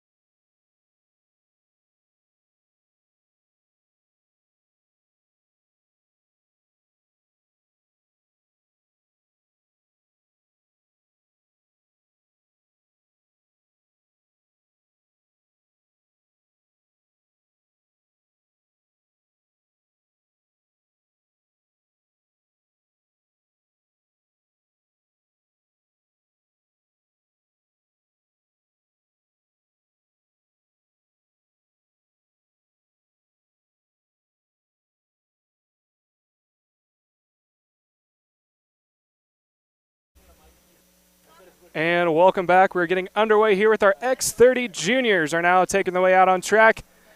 Looks to me like we are going out in one group just like yesterday, so some heavy hitters. You look out for Caleb Gaffera. Didn't have the best run that he wanted to have in K100 Junior. Look for him to try to have a recovery here in X30 Junior. Making the way around, Cooper Shipman, also someone who's coming off some decent momentum from yesterday in the X30 class, along with Charlie Smith, coming off of his first win on the Pro Tour. Drivers now making the way around, back parts of the track, coming through 12 turns numbers 12 and 13. It looks to me like there's no major mind games. Everyone went on track and went full throttle. Caleb Gaffera going to be the first one across the line, takes a peek back to see how much of a gap he gives himself. About 5 or 6 car lengths is what he has right now over the rest of the field as they make their way down. 4 minutes remaining for their qualifying run, roughly about 4 laps as possible, 3 to 4 laps that is. They still have this first lap here. Is probably going to be a throwaway lap. It's going to give us a good benchmark of who's going to be where, but there's still some hustling and tussling on track. They're 2 by 2 going into the bull. They need to get themselves sorted out single file, start trying to work the draft, figure out who they can run with, who they're going to take to the dance, and who they're going to unfortunately leave behind for someone maybe a little bit better, but that's only speaking from personal experience. Making their way down to the hairpin for the first time. Drivers are going to see if they can't try to get into single file, working their way through. Already see the packs starting to form up. There's some 3 packs, there's some 2 packs, there's some guys trailing behind some major packs. Passing down on the inside. It looks like that is Smith trying to work his way through, get himself up in front of the carts that were in front of him. Through turns 12 and 13. Oh, a couple drivers hopping the curbs there, trying to see if they can't get on the inside. Lap number 1 about to be in the books. Caleb Gaffera is going to lead the way. Let's see what time he sets. Across the board, he goes 1:00.03. I was there for the moment. Here comes Aiden Ingrata in that CRG. He is running on Speed Concepts Racing, goes to the point with a 59.9. Jensen Burnett, someone else who's got a little momentum coming off of yesterday, goes to P2. Brendan Carr, another heavy hitter, is currently positioned in P number 3. Gaffera in 4th. Ernesto Rivera, after lap number 1, sits in P number 5. Looking down as well in the top 10, Max Garcia finds himself just outside of it in the 11th position. G3 Argyros, who had a good run yesterday before he had a little bit of contact, finds himself in P10. Oh, we got a couple carts turned around. Looks to be on the exit of turn 2. Trying to see if we can get some numbers for you guys. It looks like they're still sitting there on track. Hopefully can get them off or fired here shortly because the leaders are just now making their way around the back parts of the track. Now they're making their way down the main straightaway. So track workers trying to get themselves off. 731 is one of the carts that was involved. Making the way across the board. Aiden Ingrata still on point. He is sitting at a 59.558. Brandon Carr finds his way up into P2 with a 59.583. Good shot of the field. There's your pole provisional sitter, Aiden Ingrata, in that CRG in the mid-pack. He is working off the toe of a couple of drivers. There's another one off the track. That is a Burrell Art cart. They're going to get him out of the way, so that is not going to affect the leaders in any way, shape, or form. Other big movers, Max Taylor goes to P3. G3 Argyros gets bumped all the way back down to 13th. Stephen Miller finds himself in the 10th position. Max Garcia finally cracks the top 10, finds himself in 8th. Yeah, Garcia trying to make up after what was a rough start to the weekend here yesterday. Just never really seemed to have the pace that he needed. He got going a little bit in the final. Not too much for the driver that dominated on one of the days here last year. Here's Michael Costello's group leading a pack on through. Out of the final corner, that's about 6 drivers deep with Teddy Musella in tow behind Costello. Anything would be better than yesterday. He didn't get a single lap in qualifying. Started from the rear of the field for the 22 X30 Juniors. Ingrata's lap on lap 3 still holding by 8 thousandths over Jensen Burnett, yesterday's winner. We go back as well. Brandon Carr is still 3rd. Max Taylor is 4th. And Jesus Vasquez Jr. 5th. Caleb Gaffera a 10th and 3/4 back in the 6th spot. That's how tight it is at the moment. Here's Ingrata's group with Miller and Burnett in tow. 40 seconds left. They should get to the start-finish line to start one more as they're into the final few hairpins now. No, I'd take that back. We're going to be cutting the checker. The checkered flag's already in hand. So 4 laps, that'll do it. This is the money lap. This is the final chance to go quicker. A couple drivers went quicker on lap 3. Does anyone go quicker on lap number 4? Ingrata's pulling away from Miller, pulling forward to the next driver in line as they come across the start-finish line straight away. Final time. Ernesto Rivera goes to 3rd. Ingrata improves again, and he beats out Jensen Burnett by 15 thousandths of a second. And we'll go down from there. Brandon Carr, 3rd. Ernesto Rivera 4th, Max Taylor 5th, 600ths for the top 4. 1/10 back to Max Taylor P5. Jesus Vasquez Jr. 200ths back in 6th. Caleb Gaffera 7th. Max Garcia 8th, improves again on the final lap. Stephen Miller, Cameron Brinkman rounding your top 10. But Aiden Ingrata looked good. I think that final sector was money. Pull the car length away, pull the car length forward to the driver in front, a car length away from the guy behind. All through this section right here, coming out of turn 14 into the S's. And that final turn, Ingrata got the great drive that he needed. And the Speed Concepts Racing CRG driver will be on the pole here for today's pre-final in X30 Junior. 2 classes still to qualify. Master Shifter and X30 Master will be up next, and then 2 groups for the X30 Pros. We'll fill it up, of course, with a bunch of X30 Pro pre-qualifying interviews. Stick with us. More coverage to come here live from Utah Motorsports Campus.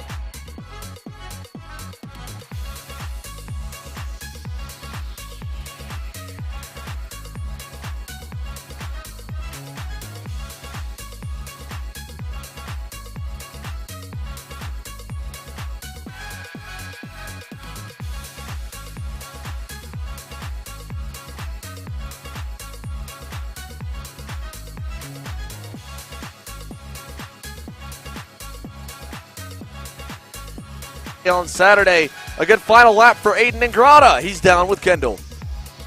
I'm here with Aiden Ingrata. You got the pole today. Walk us through that qualifying session. I mean, yeah, it was a really good lap. I started like 6th from happy hour. Last lap, I passed Miller going into the long right-hander, then chased down Max the rest of the last lap and got perfect toe, perfect lap, and got me pole. Yeah, so you finished 4th yesterday in the final. How has kind of your pace progressed from the beginning of the week? Yeah, I mean, my pace actually has been good all week. Yesterday in the final, I was making some dumb moves in the beginning that made me fall back a little bit compared to Max and Jensen. But now I've learned from that, and I'm hopefully gonna win today. Yeah, so what do you expect the racing to look like today? Probably same thing. The beginning, couple laps, it's gonna be rough. We're all gonna be battling probably for first.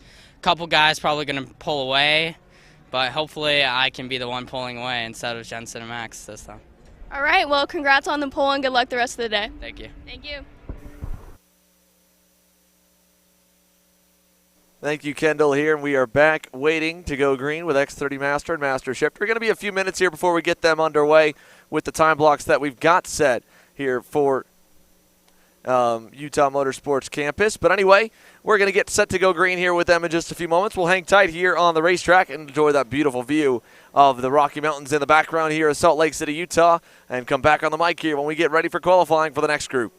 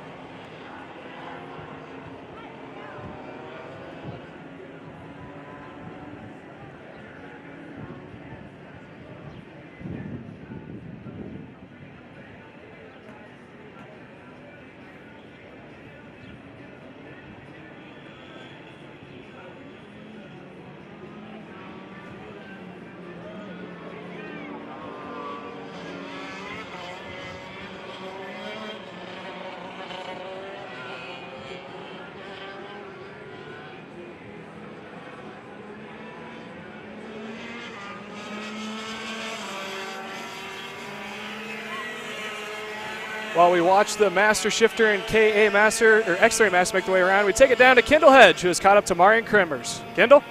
We're with Marion Kremers, who got the pole in Pro Shifter today. How are you feeling? Good. Confident after yesterday, everything that happened, we put all the craziness behind us.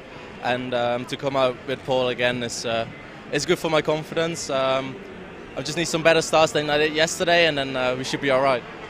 Yeah, do you have a different strategy going into today after how intense everything was yesterday? No, the strategy is the same. If I can do it, that's going to be the next question. Yesterday I just messed up my starts, put me on the back foot, and then all the craziness unfolded, which I'm sure you all saw. So my strategy is to have a good start, get away clean, and then just do my own thing, try to conserve the tires out in front, and hopefully I can do that this time. Yeah, and now you're about to roll out for X30. You did really good in morning warm-up and did really well yesterday in the final. What's kind of like your game plan going out for qualifying today? It's going to be difficult because I'm in a slow group, so the drivers around me are not the quickest on track, so I have to try to get a good toe of somebody, work together with some guys maybe, and then try to start as far up as possible up front. Yesterday I came through from 13th to 3rd, so hopefully we can start a little bit more up front and fight with these guys for the win. All right, well, sounds good, and good luck the rest of the day. Thank you. Thank you. Thank you for that. As we have a quick little update for when it comes for your shifters. Right now it's currently Robert Feege out in front with the 58.7 for your shifters. Ken Schilling's running P2. Michael Gosh P number 3 for your X30 Masters. The only one on track currently is Mario Barrios. Yeah, Mike Rollison, I don't know if he ended up going out. He was working on his go-kart a little bit earlier this morning. But yeah, it appears so as he just elected not run out for the qualifying session. The grid's beginning to fill up for the X30 Pros here with a minute and a half to go. They'll go in 2 groups, Group 1 and then Group 2 for their qualifying session. Then we'll go into our pre-finals directly after, beginning with Micro Swift. In the meantime here, a minute and 20 to go for Shifter Master and X30 Master, and we'll continue to give you more updates and see who we can chat with on the X30 Pro grid while the first group begins to make their way on forward. We'll crank it up here loud for you while these guys finish up their qualifying session.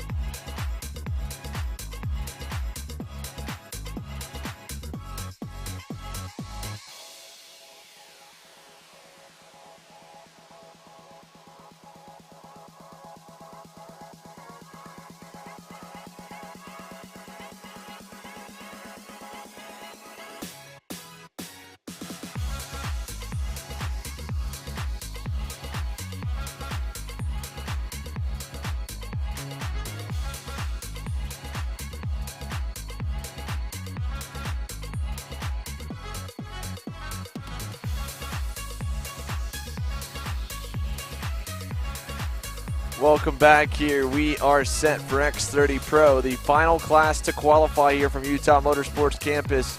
And, well, again, more games to be played as they are released onto the racetrack now, going nice and slow, the first group. Nobody wanting to lead the way, so they're going to take their sweet time before they get up to speed. A couple of packs already starting to form up. Nice little 4-pack out in front, but as Andrew said before, straight parking lot from behind. They're all trying to get to that Black Friday deals right now. Now they're trying to get up to speed. Yeah, well, there's one Burrell Art trying to go through. I think that's Marian Kremers. I don't think he wants to wait around. I think he's ready to at least go forward.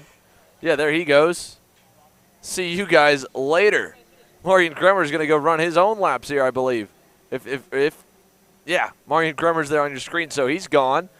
They're back behind them. Looks like Kyriakos Soukas has gone to the lead of that group. Timothy Carroll getting going. Same with Dante Yu and Ryan Vincent. John Burke leads the next pack. Burke obviously had a terrible qualifying run yesterday, trying to wait on Christian Brooks, who's in this group here. Brooks is near the back of the pack. But yeah, that's sometimes all that it takes there. Marian Kremers taking a look over the shoulder, seeing he's got no one behind him, but obviously didn't want to try and play the game. Now he will. Now he's going to let them all go and tuck in line somewhere. So now Kyriakos Soukas goes to the lead of the pack.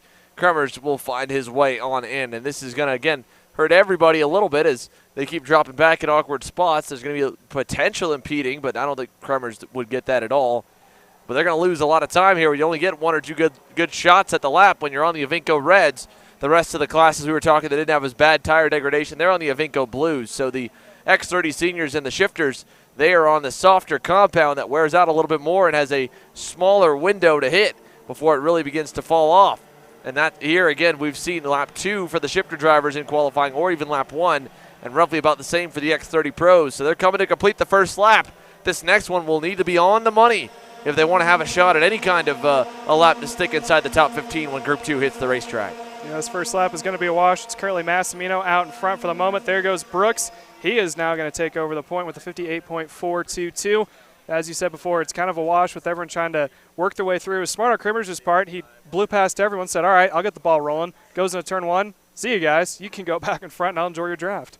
Yeah, he did. So Christian Brooks has put himself in a very good position here for qualifying as Kyriakos Soukas just dropped back there. So he was leading the pack. He's dropped back in line. Brooks followed closely by what looks to be, is that maybe Laurent Legault, I believe, behind him. Indeed, so Laurent Legault following Christian Brooks out of turn number 12. They were a couple thousandths apart last time by. In a good spot again this lap here as they try to run up to Vincent. A minute 45 to go across the line. The new leader of the grouping is Timothy Carroll. 1 minute 35. Carroll goes to 6th. Paulie Massimino to the top. Laurent Legault to 2nd. Brooks to 3rd. Massimino with some late night hard work here for the RPM Motorsports gang, and they seem to have him dialed in a little bit better here on Sunday, as it was a rough and really kind of out of character Saturday for Paulie Massimino. Didn't hear much from him at all. He snuck his way into the top 10 at the end of the final, but beyond that he was a non-factor for a driver that has typically been a podium and race-winning contender and most of the national events we've been at in the last couple of seasons. So here he is, catching up to the group, catching up to Jacob Hoover, who's right behind Dante Yu. I miscalled him earlier. That is Hoover, the newly signed Nash Motorsports EOS kart driver, 3rd in line, trailing Dante Yu, trailing Timothy Carroll. Massimino might be able to get one more good lap in here on lap number 3, but I don't think he'll get a good one on lap 4 where he's positioned, and he's not even going to give it a shot. He's coming in. So Massimino to the scales. Marian Kremers just went P3 with a 58.123. But it's still Massimino up on front after that second lap. As you said, final lap, but some of these guys are starting to slow off. I think they're figured that lap number 2 is probably their best bet, or sorry, lap number 3. But I'm going to try for 4th lap, try to save their tires. Good shot of them coming out of the bowl. There's another one slowing, looks to be an RPG, starting to slow their way down, Cosmic. See, I think Brooks may have backed it off coming out of 3, so he's going to have to settle in for that provisional 4 spot with the 58.5. Only a handful of guys I think are actually going to try to go for on lap number 4. So maybe a couple more drivers still going to pull it off in the pit lane here soon. I don't think there's going to be any more time improvements majorly from that first pack.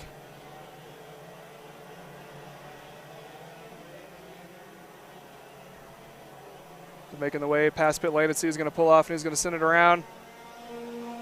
Got one guy coming through. Marion Kremers, I believe, is going to lead the pack down. There's a whole bunch of guys falling from behind. Yeah, 3 laps and that's it. Christian Brooks, Dante Yu, John Burke all into the scale line. Massimino's lap holding. Laurent Legault in as well. Kremers in, so no one really in the top 7 going to go for a 4th lap. Kyriakos Soukos did. Ultimately did not pay off. He is down in the 8th spot in the Speed Concepts Racing Red Speed. So no major changes through the group. Let's give you the rundown of where everyone is stacked up so far in group number 1. Paulie Massimino, again, your quickest driver so far. Laurent Legault behind him. Both of them at 58 flats, a 58.007 for Paulie Massimino. Then Marion Kremers 3rd, Christian Brooks 4th, Jacob Hoover 5th aboard the Nash Motorsports EOS kart. Then it's 2 more of his teammates, Ryan Vincent, Dante Yu 6th and 7th. Kyriakos Soukos 8th, Adam Ollie in 9th, and Team Benix, Dalton Haynes in 10th. Kendall Hedges caught up with our quick qualifier from group number 1, Paulie Massimino, pulled in after 2 laps. And right now a 58.007 puts him on the hot seat here for group number 1. Let's send it on down to Kendall. I'm here with Paulie Massimino. You got quickest in the slower group. How do you think you're going to stack up once this faster group goes out? After judging by yesterday, it'd probably be, I don't know, somewhere in the low teens, I would think. I would obviously like to be in the top 10, but, you know, we've been doing a lot of hard work. We've been struggling this weekend with setup, just everything. We can't seem to figure anything out, and it seems like we're kind of moving forward a little bit, I'd say. Unfortunately, on lap 2, I had to do a pass going into turn 3, and I feel like that compromised a little bit of my time. But other than that, we're going to keep pushing forward and try to keep getting this go-kart better. Yeah, with making your progress slow but still getting there to where you want to be, how do you think the rest of the day is going to go for you? Judging by yesterday, it wasn't, I just, you know, I hope I can race with those guys up front and not be one of the slowest again like yesterday. All right, well, sounds good, and we'll watch you see where you stack up for the rest of the day. Thank you. Thank you.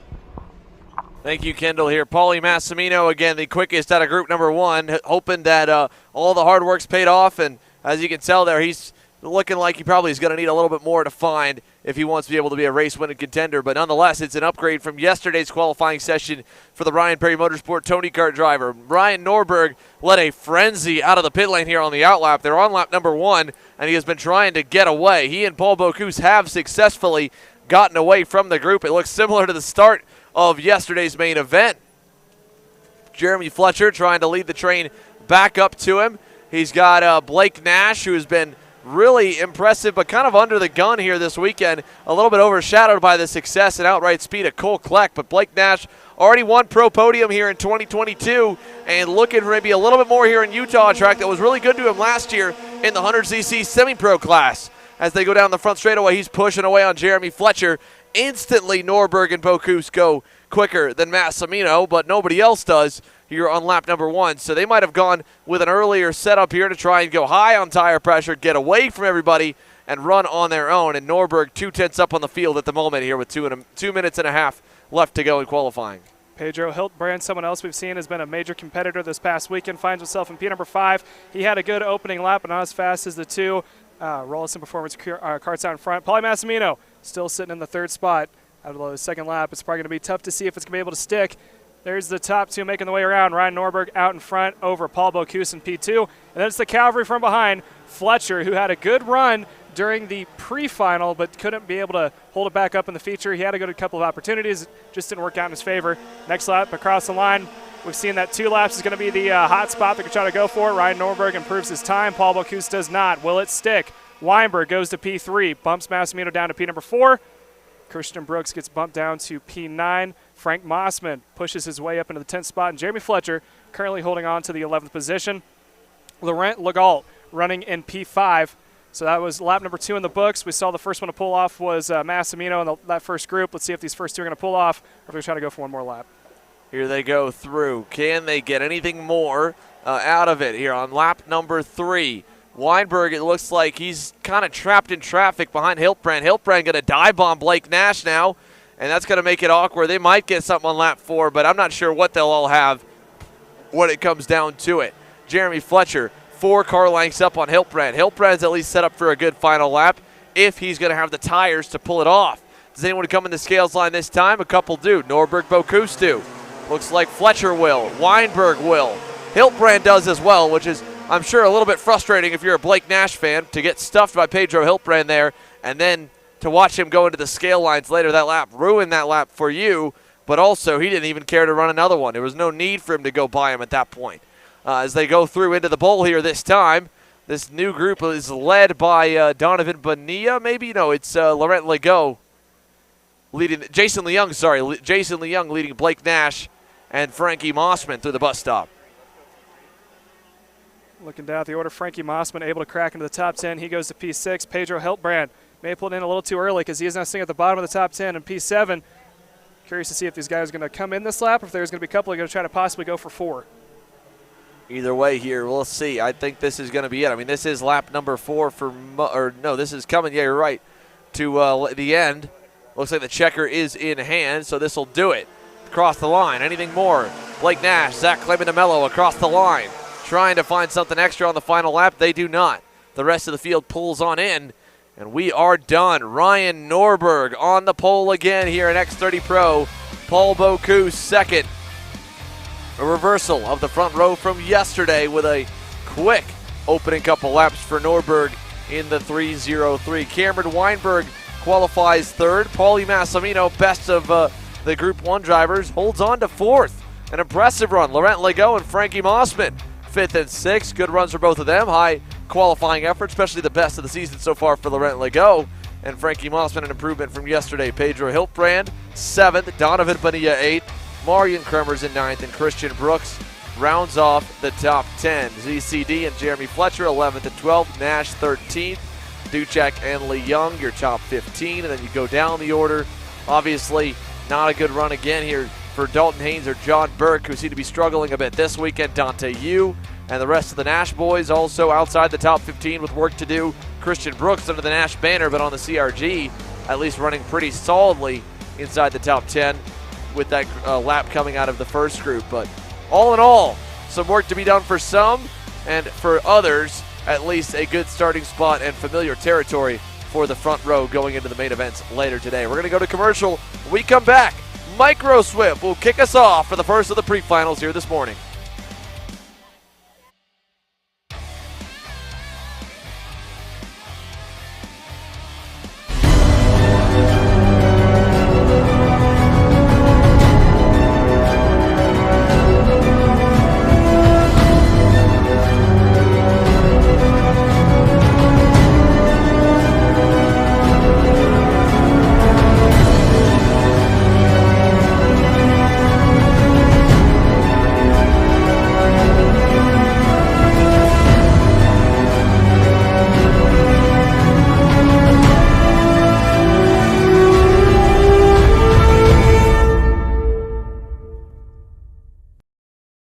I'm Billy Vincent, owner of MPG Motorsports.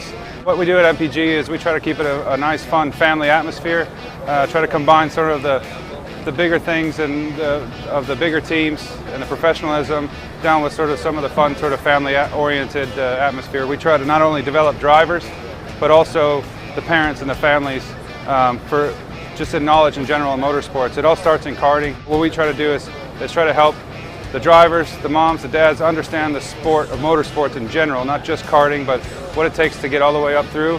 Whether you end up wanting to be a driver or a mechanic or an engineer, you know, we can help you with that, and that's what we're here for. If you're interested in joining us at MPG, our home base is at Whiteland Raceway Park in Indianapolis, and you can contact us at info@willpowerkart.com. And one of our great people will reach out to you, and we'll try to put the best program together.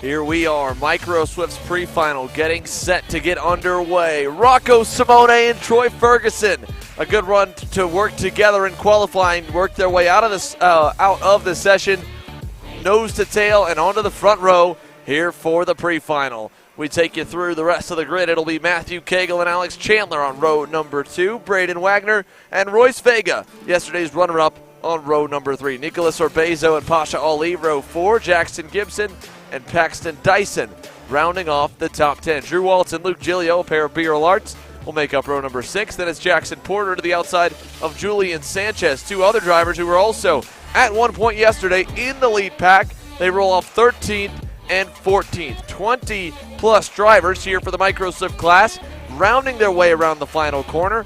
8 laps, I believe, should be the distance here for the pre-final, if not 10, and we'll get that updated in a moment. When they come across the line, we'll know the green flag. The first on Sunday, round 4 of the Superkarts USA Pro Tour with the first class of the morning, trying to get underway for pre-final action. Are we good? Are we clear? We are. Green flag in the air, and we're racing down to turn number 1. Simone will get away with a nice jump as they go side by side for second. Everybody giving room early. Little bit of contact back from the front ones, and we got one way off the racetrack over there. Outside line is something we've seen causing some problems for the ones who are starting in the even numbers.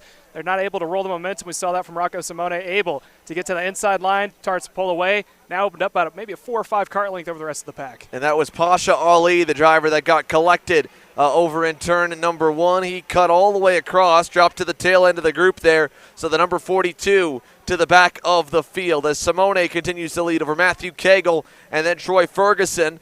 Behind the top 4, a little bit of a gap to find Royce Vega in the 5th spot, working lap number 1 of 10. 3 car lengths from P1 back to P2. Through the S's, we got 2 more collected. That is a couple, and they are stuck together here at the exit of turn number 13. One looks to be potentially Mateus Romolo. The other one, the number 27 of Colton Schneegenberg. So Schneegenberg in the red speed for GWR, and then Mateus Romolo in the REM Cosmic.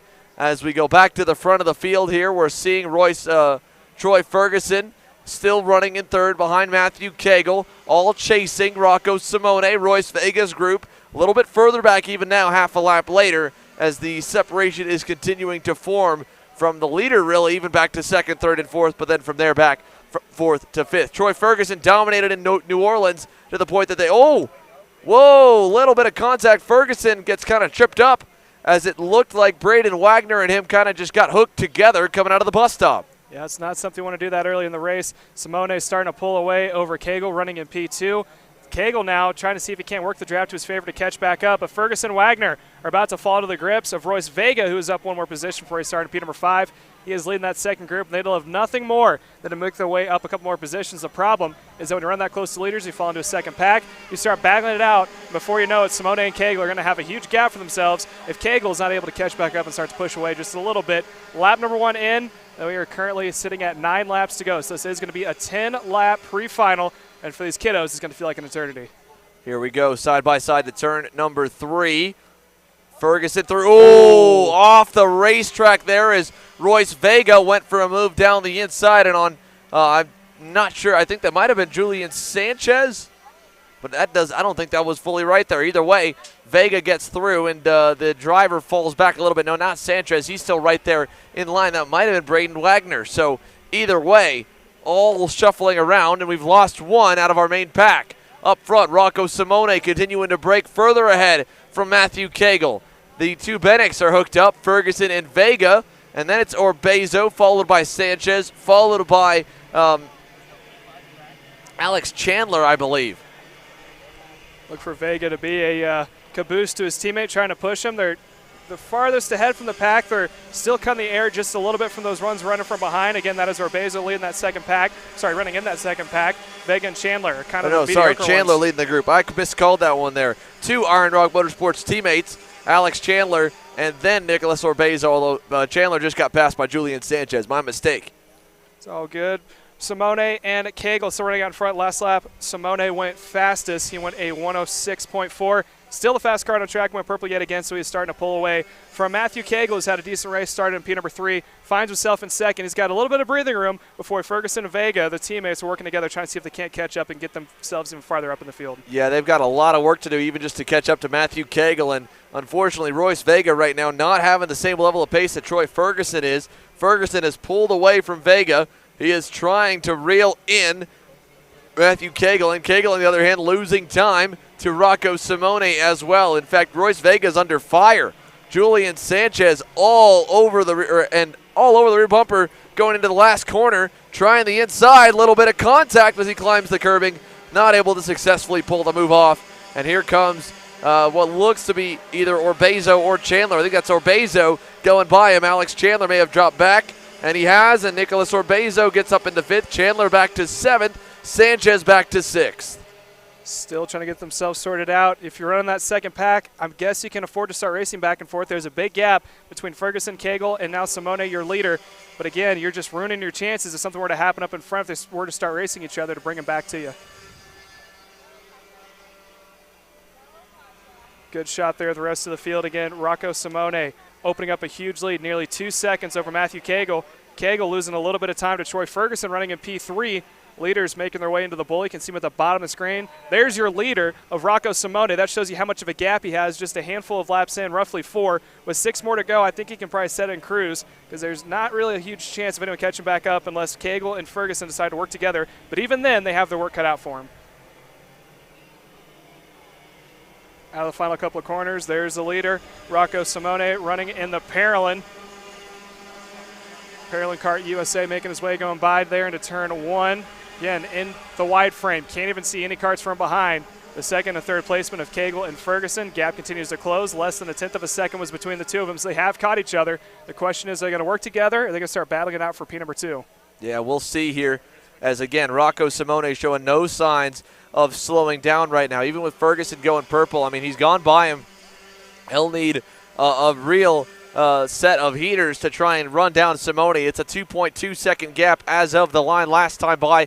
Might even be a little bit more right now. Rocco Simone hooked up and gone in the Parolin number 95. And Troy Ferguson doing everything he can to reel him back in. He's just a little bit too late having to work through all the traffic. Had he not had that little bobble of himself following with Matthew Cagle and Braden Wagner and him getting together, maybe he'd be a little bit closer. But Wagner definitely the worst end of it after he got pushed off the racetrack later on in the session. He's down in the 9th position right now. Kason Hodge, little shout out. He's up 5 spots. Jackson Porter in the Hy-Vee Nitro kart up 6 to 8. Julian Sanchez, of course, up quite a few, but that was off a lot off the drop of the green. We're watching this middle pack here with Royce Vega in the middle of the sandwich between Nico Orbezo and Alex Chandler. These drivers currently running 4th, 5th, and 6th. Chandler last time by, purple. So all 3 of them a little bit quicker than Matthew Cagle, might be able to get up to the driver for 3rd. They are on pace with Troy Ferguson, 2 tenths better than Rocco Simone. Again, the downside, we've only got 3.5 laps to go. There's not a lot of time to make up ground. That's one thing that's not in their favor right now.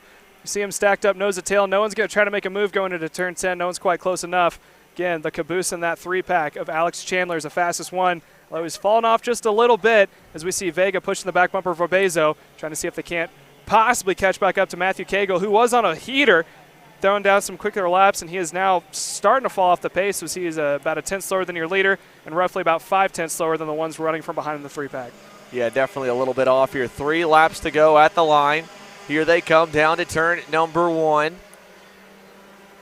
Royce Vega to the bumper of Nico Orbezo in the battle for 4th. He'll stay tucked in line, so no change there. They're obviously trying to get to Cagle, maybe even get back up to Ferguson, as Simone's lead has been cut down tremendously. I mean, it was a half second knocked off that time by Ferguson.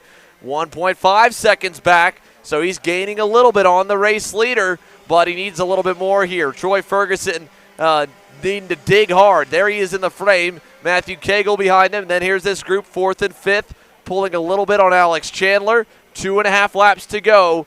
Can Troy Ferguson get there? It'd be, again, another massive cut in the gap. He'd have to pull off this lap just to even have a shot at Rocco Simone by the checkered flag. But he's going for it as this group has caught Matthew Cagle, Orbezo, Vega, Chandler, all right behind the driver in third with a shot to go at him. 2 laps to go this time by here in the first pre-final of the day on Sunday.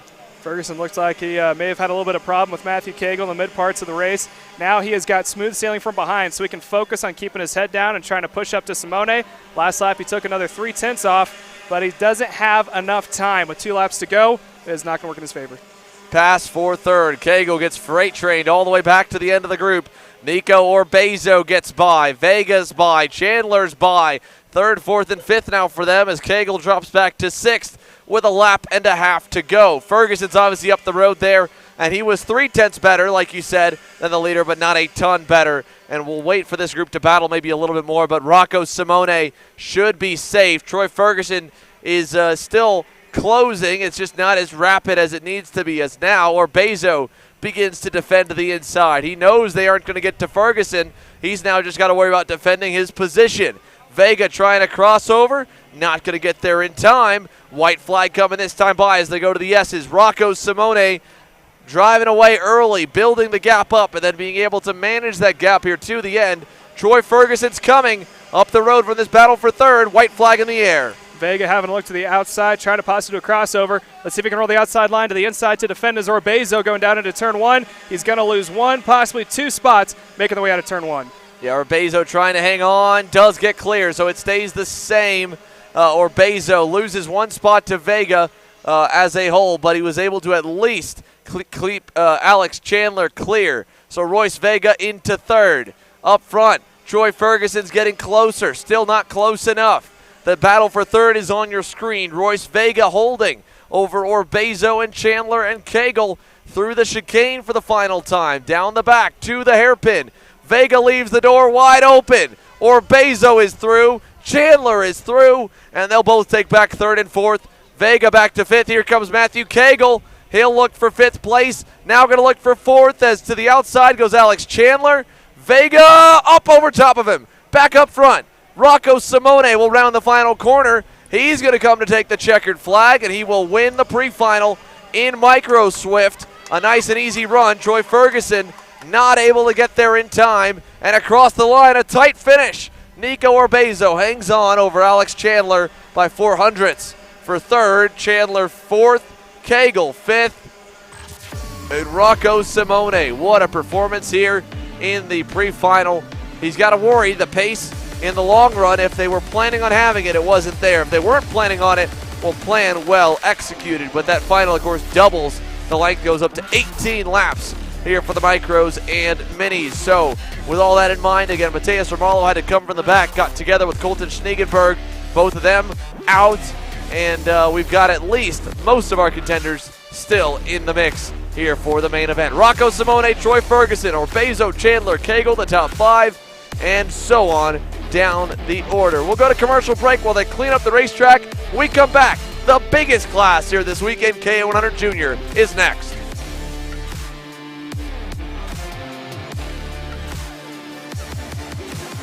I'm David Serra, 18-time Australian karting champion, and we're launching Kart Class. Kart Class is an advanced digital training program that suits a driver who's just starting out in the sport, all the way to the driver looking to win a national championship. In this program, you're going to be learning about how to find the ideal racing line and what an apex is. Braking and throttle markers, wet weather racing lines, and how to overtake other competitors. We target how to brake in the wet weather, and we look on the mental side of kart racing as well with our mental skills coach. At the completion of this program, you'll be lighting up purple sectors in qualifying, know when to defend on the opening laps, and how to pressure your opposition into mistakes. We teach you the tools to be resilient and how to get in the right frame of mind before a race.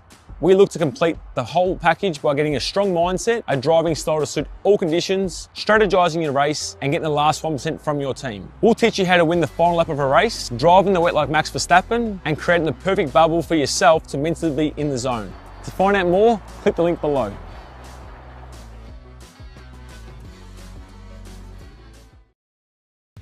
How you doing? My name is Mike Doty from Mike Doty Racing from Orange County, New York. We're about an hour north of New York City. We're a full-service kart shop that we supply IAME, Rotax, and all rock engines. We sell OTK parts and all the tires for all the different series. We support USPKS, SKUSA, Rotax, which is the Stars and Stripes, and the Rock Winter Tour.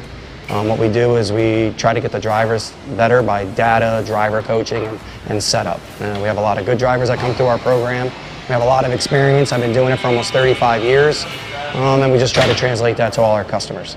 For more info about Mike Doty Racing, you can contact us at mikedotyracing@gmail.com or call us at 845-551-0572.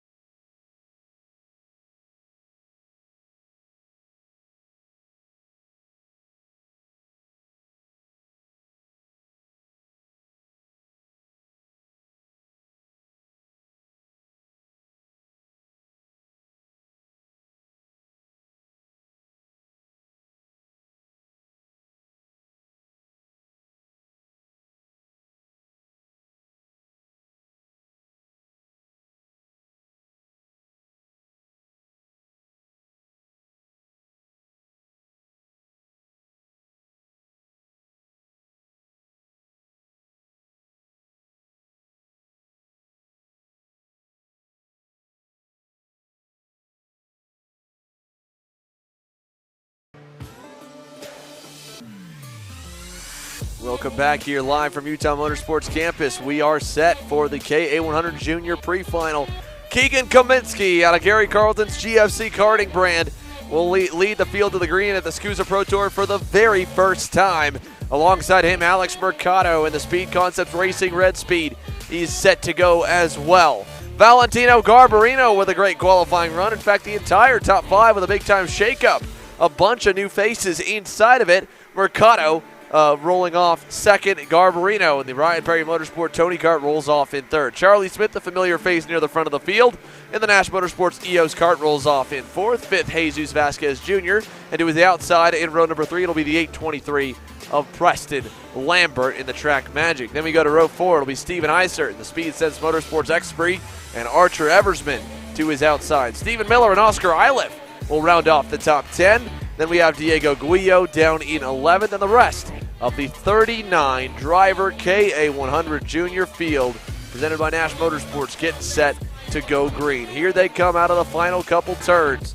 They'll slowly make their way around. Kaminsky has a nice and controlled start in the works. Can he keep them patient? Can he keep them all calm and collected behind him to make it down to turn 1? Can we get everybody through turn number 1? We're on the power early. Oh, look at that. Big jump for the outside lane. They had to back off a little bit to try and give Kaminsky back the line, and they do. Kaminsky gets away with the lead. Garbarino to second. Who's going to go wide? Preston Lambert gets shuffled a little bit in the ways. We got a couple around. Multiple drivers around back at the exit of turns 1 and 2. Most in the front of the field got through okay. We're losing a couple. One of the Nash drivers is off over here in the infield at the exit of turn 3. Your leaders coming to the bus stop for the first time. Kaminsky's going to lead the way. It was a good start from Valentino Garbarino, able to roll the inside of P number 3 to go to P2. Mercado losing one position on the start, which honestly is impressive to see what we've seen before, but he is now under attack as they make their way out of turn number 11. Yeah, Mercado loses. Oh, we got one turned around into the wall. That is one of the Cosmics, might be one of the RPG drivers, going out into the barriers in turn 12. So losing quite a few here on the first lap of the Sunday pre-final. We got away with a scot-free Saturday. That normally means a pretty chaotic Sunday. You can't normally get 2 days of clean racing. One day the drivers act up a little bit here. It's Garbarino pushing away on the race leader, Keegan Kaminsky, down to turn 1. Look for the third place, but now Charlie Smith was able to work his way around Alex Mercado. He is now down at a deficit, and he's got to see if he can't maybe get a little bit of help to catch back up at the top 2, working nose to tail. If they start battling, look for a 4-car battle for the lead. Yeah, we'll see if we get it here. 8 laps to go next time by. Working lap number 2 right now. Charlie Smith has some separation from Mercado. Stephen Miller with a great start here, up 3 spots already. and looking like he's gotten by Steven Eisert. So they've got some room. Now Eisert back on him. Eisert takes back the 6th spot. Miller back to 7th. Up front, Charlie Smith cutting into Garbarino's gap. He's down to a kart length back. Also with Charlie Smith, he is bringing Alex Marcato with him. Maybe a 4-kart tango as they make their way to the final couple of corners. 8 laps to go at the line, so we are 2 in. Now we got a 4-kart battle. Look to the back bumper. There's Smith on Garbarino. Give him a little bit of help to catch back up to leaders. Are they going to stay in line? He's going to pop to the inside. Looks like they're going to try to roll it. 1-2 positions lost for your leader of Keegan Kaminsky. Valentino Garbarino to the point for the first time here this weekend. Charlie Smith up to 2nd. As you mentioned, Kaminsky's 3rd. Still was able to slot in line ahead of Mercado at least. And the 4-driver breakaway may not stay at only 4 for too long, because I don't think that they're going to follow Garbarino unless he throws down a lot of pace. Charlie Smith ran him down from quite a ways back. He might think he's a little better off if he goes through to the lead. So through the chicane, down the backstretch towards turn 12. Does he pop out? Garbarino not even going to give him the chance to. He blocks the inside. That'll back them up a little bit. Here comes the next group. Steven Eisert's group loving it. Charlie Smith, late move on the brakes. He gets by. Charlie Smith to the lead. Kaminsky thought about seeing if he couldn't try to push the issue, and now he is under attack from P number 4 of Alex Marcato as they make their way out of the final couple of corners. Huge lead for your leader, and that second group is now caught back up. Look for an 8-kart battle for the lead with a 2-kart advantage to your leader of Charlie Smith. Look at the gap being made up by Garbarino there. He about sent Charlie Smith to Jupiter with a big push at the end of the straightaway. And now Kaminsky's hung on the outside lane. Mercado cuts him a break, and Steven Eisert takes advantage. He gets by Mercado for 4th. And we've got about an 8-car party up front, maybe more. Jesus Vasquez Jr., Stephen Miller in the mix. Archer Eversman, Diego Guillo, they're close as well. I mean, you go all the way back to Preston Lambert. He's in 10th. Fernando Luque is about 2 seconds back. So the top 10 all loosely tied together, chasing Valentino Garbarino and Charlie Smith, who now has about a 2-car length lead on Garbarino. Charlie Smith probably not going to hold that lead much longer. Garbarino getting all sorts of help from Kaminsky, running in P3, making their way out of turns 13. Not a whole lot of passing typically happens here, but look for this draft down the main stretch. Charlie Smith, same situation as last lap, had about a 4 or 5 car length advantage, and that train caught up to him. And he's lucky he didn't lose more positions as they make their way down out of turn 1 yet again. Here they come down the front stretch again. Garbarino going to get some help from Kaminsky. Does Kaminsky finally go by him? He's staying in line to push him for now. Oh, Eisert getting a big push there from behind with Alex Mercado. And it looks like, oh, did Charlie Smith drop a wheel? Looks like Charlie Smith out of the lead, dropped a tire. And just as he was starting to build a gap, little mistake, Garbarino going to close up to him. And just like that, the pack is all back together. Kaminsky working that back bumper of Garbarino, trying to catch back up to Smith, and they have done so. And now Smith is going to be under attack from Garbarino, making the way down to turn 10. Look for Smith to defend or maybe run in the middle of the track as he is now under pressure. Yeah, he's going to block on the inside there. He knows he's got a hungry pack behind him. Valentino Garbarino on the bumper. Not a good run at 13. Won't be able to stuff it down the inside. Everybody stays single file. How long do they ride? I mean, when you get a train this big, someone gets impatient and breaks the pack up with an aggressive pass. It hasn't happened yet. It could happen soon, and then all of a sudden we're back down to only a few out front. For now, though, nearly 9 or 10 drivers in the lead pack in KA Junior. Here we go for the lead. Garbarino down the inside with Kaminsky, and as well, Eisert is by. Here's Miller. He gets by. Smith to 5th. Look at Jesus Vasquez Jr. He's got a stuffed Mercado for 6th. Smith opened up the door, trying to run the normal line. He lost a whole lot of positions from it. I think he's trying to play the long game here. He knows there's going to be a break in the pack eventually. Top 4 and 5 might be able to pull away if there's something that happens in the mid-pack. But right now, your new leader of Garbarino out in front. All sorts of help from Kaminsky. How long until Kaminsky wants to get back on point? Here they come. Kaminsky right now. That'll answer your question, Caleb. Down the inside in 12. He gets by, brings Eisert, brings Miller, brings Smith. Charlie Smith trying to stay clear into 13. And Eisert, a late move on the brakes on Kaminsky. They're door-to-door in the S's. He'll give it back to him. Kaminsky leads. Kaminsky lost a little bit of time there, having to go wide. Look for to be under attack as they make their way down the main stretch. Under halfway, 4 laps to go, 6 completed. Leader yet again, Charlie Smith, as he is going to have to hold off Eisert, making the way down into turn 1 to the outside line. Here comes the freight train, loses 1-2. New second placement, Stephen Miller up into the mix. Yeah, Keegan Kaminsky losing the lead down in 1. Stephen Eisert up to the lead. Stephen Miller up to 2nd. Charlie Smith was not able to follow. He's still back in 4th. Garbarino in 5th. Vasquez Jr. is 6th. I mean, this lead pack's now got even more company coming. It's a big train, and Steven Eisert leading on the SKUSA Pro Tour for the first time in the Speed Sense Motorsports X-Prix. Here's Stephen Miller looking, turn 12, deep on the brakes, put the Chad Dawkin Racing Cosmic to the lead over to 13. Eisert was lucky that no one decided to follow Miller when he made his way through turns 11.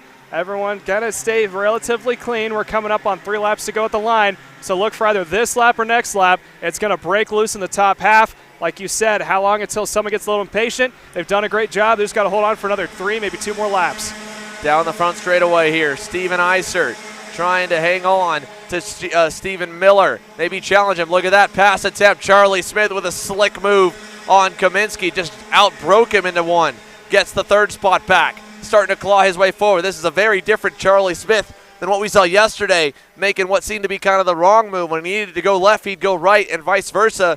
I don't think he's made a whole lot of wrong moves so far this pre-final. So the Nash boys have done a good job developing Charlie to be a little bit smarter. And you got to give credit again to the 2 in front of him, Steven Eisert, Stephen Miller. They were not big factors on Saturday. They are factors today. Here comes Eisert with Smith to the lead. Steven Eisert to the lead with 2.5 laps to go. Miller's going to try not to lose any more positions because now Kaminsky's trying to crack back into the top 3 on the back bumper of Miller, making their way out of turns number 13. Coming up, here's a double sticks, 2 laps to go. Already a little bit of separation. Top 4 got about a 2-kart length break, but down this main stretch when the draft comes into play, I'm sure everyone's going to go on the inside to defend. Here they come down the front straightaway. Charlie Smith on the bumper, looking for the lead. He'll go down to the inside on Eisert.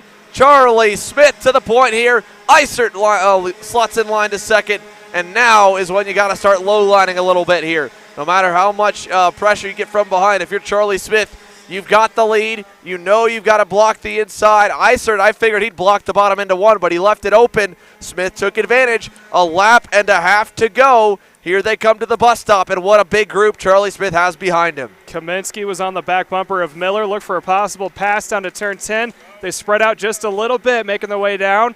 Looks like there is a good defending there from Smith. Eisert not able to make a move. Kaminsky moves up 1 more position to P3. Miller falls back into P4. And Kaminsky goes on defense into 13 here. Smith nearly losing the lead there. He went a little bit wide at 13 and 14.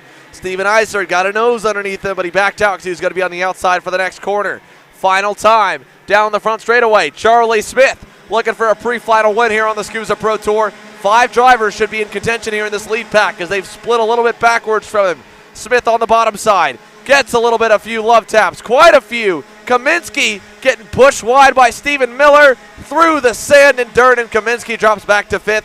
He'll lose another one here nearly as he slots in line just ahead of Jesus Vasquez Jr. And just like that, about 6-kart possibility for a win goes down to 4. Smith still out in front over Eisert running in P number 2. Miller got a little bit of a run now working for him. Let's see if he can't get it up into P2. But right now, Charlie Smith has got the break that he needs. No one's going to be close enough to pass coming up here into turn 10. Yeah, that was a little bit overzealous there on Stephen Miller's part, I must say. But nonetheless, headed over to turn number 13 and 14. Look at that low line Kaminsky's got. Charlie Smith has a 2-car length gap and growing. Steven Eisert is not going to get there in time. And it's 2 California kids up front that are going to put one on the field. Charlie Smith will win the pre-final and start from the pole for the very first time in KA Junior.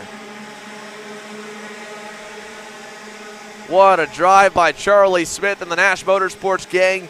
They're able to get the win here in a tight and tightly contested KA Junior Pre-Final. Steven Eisert 2nd.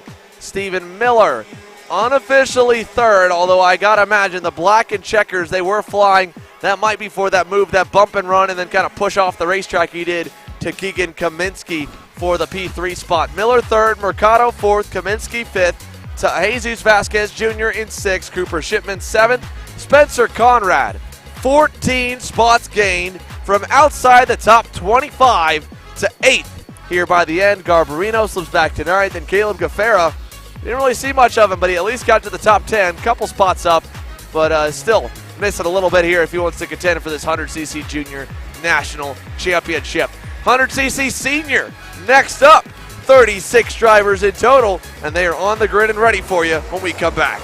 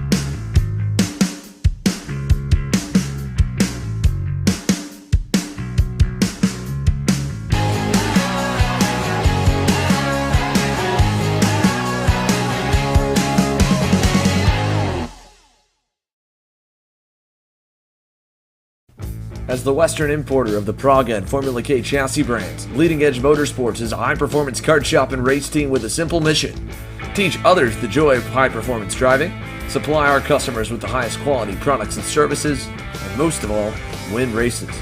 With our remarkable racing inventory, expert services, and top-ranked national-level team to back it up, we'll help to get your new kart racing package up and running fast. From arrive and drive service to kart preparation and driver coaching to the parts you need to get you back on the racetrack, Leading Edge Motorsports is the industry answer.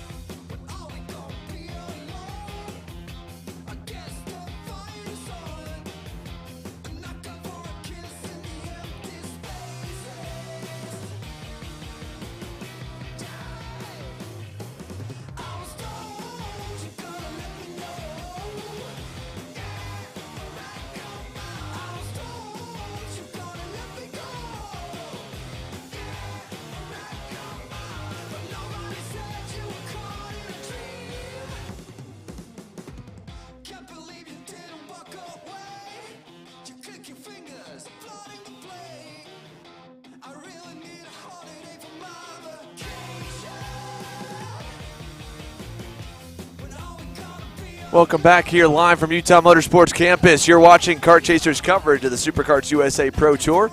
And our Kendall Hedge has caught up with our K100 Junior Pre-Final winner, Charlie Smith. Kendall? Charlie, you started fourth and then made your way up into the beginning and then dropped back and then went all the way up to get the win. Walk us through how you did that. Well, I made a little mistake on my part not blocking, but I tried my best to get back up there and I did, so.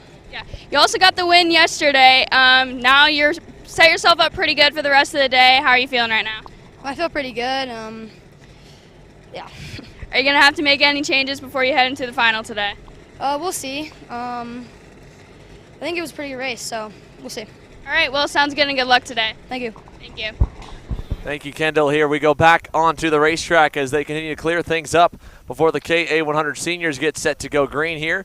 A bit more of carnage getting cleared off the racetrack from that wild first lap that collected a number of cars in KA100 Junior. At least the KA seniors have been released onto the racetrack. So let's take you through your starting lineup here for the 36 driver division.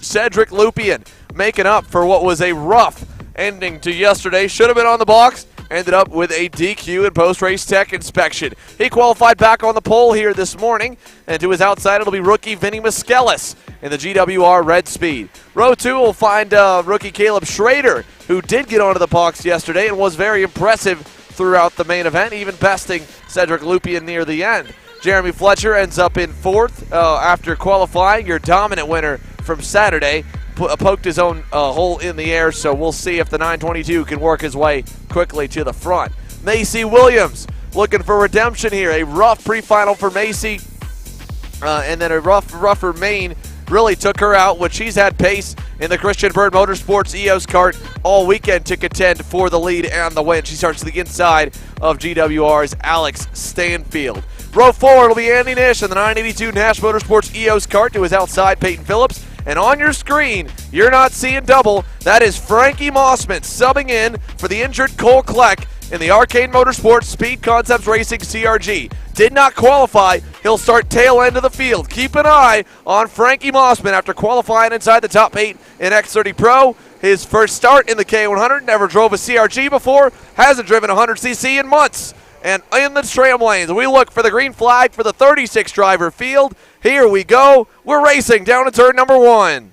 See, Lupien going to roll the inside line to his advantage. It's kind of clean cut if he's on the inside line. I say that, but now to the outside, Muskelis trying to see if he can't get his nose into it. He's going to settle into P number 2, and we already have one turned off That is over. Oscar Panozzo turned around over in turn number 1. Meanwhile, everybody else makes it through cleanly through the bowl. Cedric Lupien, Vinny Muskelis, and behind him, Caleb Schrader, and it looks like Jeremy Fletcher was able to get a decent start and slot into 6 as Alex Stanfield has gone to 4th.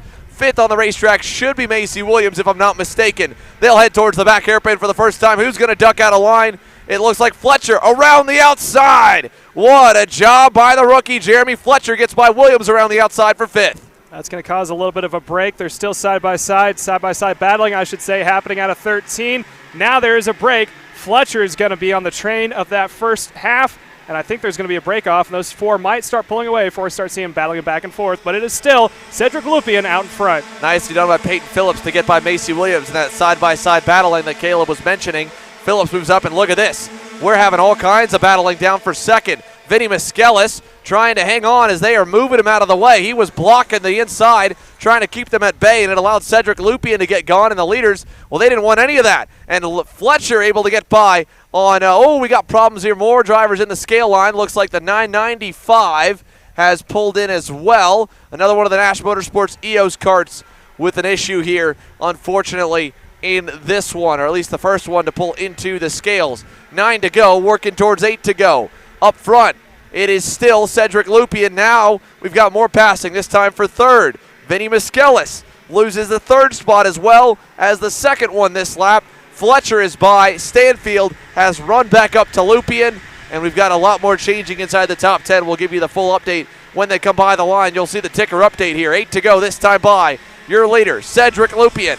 1 cart length up on Alex Stanfield. Does Stanfield pull the trigger? Turn 1. He's got a run on him. Not going to be close enough to go by. That's going to possibly allow Fletcher to catch back up. We got a 3-cart tango out in front for a moment, and then it's Vinus Muskelis running in P4, not too far back. Still side-by-side battling. Quick update on Mossman. I believe he is up 12 positions, and he is running in the 23rd spot after starting DFL. Yeah, good start here for Frankie Mossman to get going. We look back from that lead group. There is one of the RPG Cosmics, and there's Macy Williams. She's had just a rough start, kind of getting eaten alive, it appears. Here's the midfield that we're watching work their way on through. And up front, Cedric Lupien knows he's got company. He's blocking as well. Alex Stanfield follows. Fletcher opened up a little bit for the corner. Headed over to turns 13 and 14. Fletcher goes wide, looking around the outside. There's your update. The leader's still battling here. I'm trying to see if we can get our overhead camera looking on him.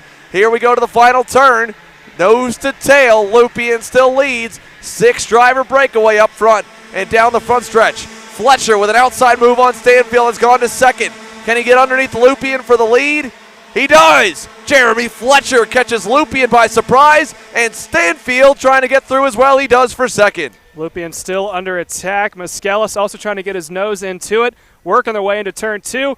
Leader of Fletcher now opening up at 2 or 3 car lengths, but look for that to close back down as the rest of the field continues to close back up in that front half. Caleb Schrader was also able to get by Vinny Muskelis there at the end of the lap. In fact, Muskelis really got kind of beaten up there once they went by the start-finish line. He's dropped outside this lead group, is now in the 2nd group, falling behind Aiden Rudolph. Fellow Texan to him. Muskelis on defense now as they go through turn 12, just ahead of what looks to be maybe Walker Hess. Up front, through turns 13 and 14. Heading out, there's Muskelis side by side with Hess. And around goes Muskelis. They bang wheels, and I think his left rear tire knocked Walker Hess upside the head.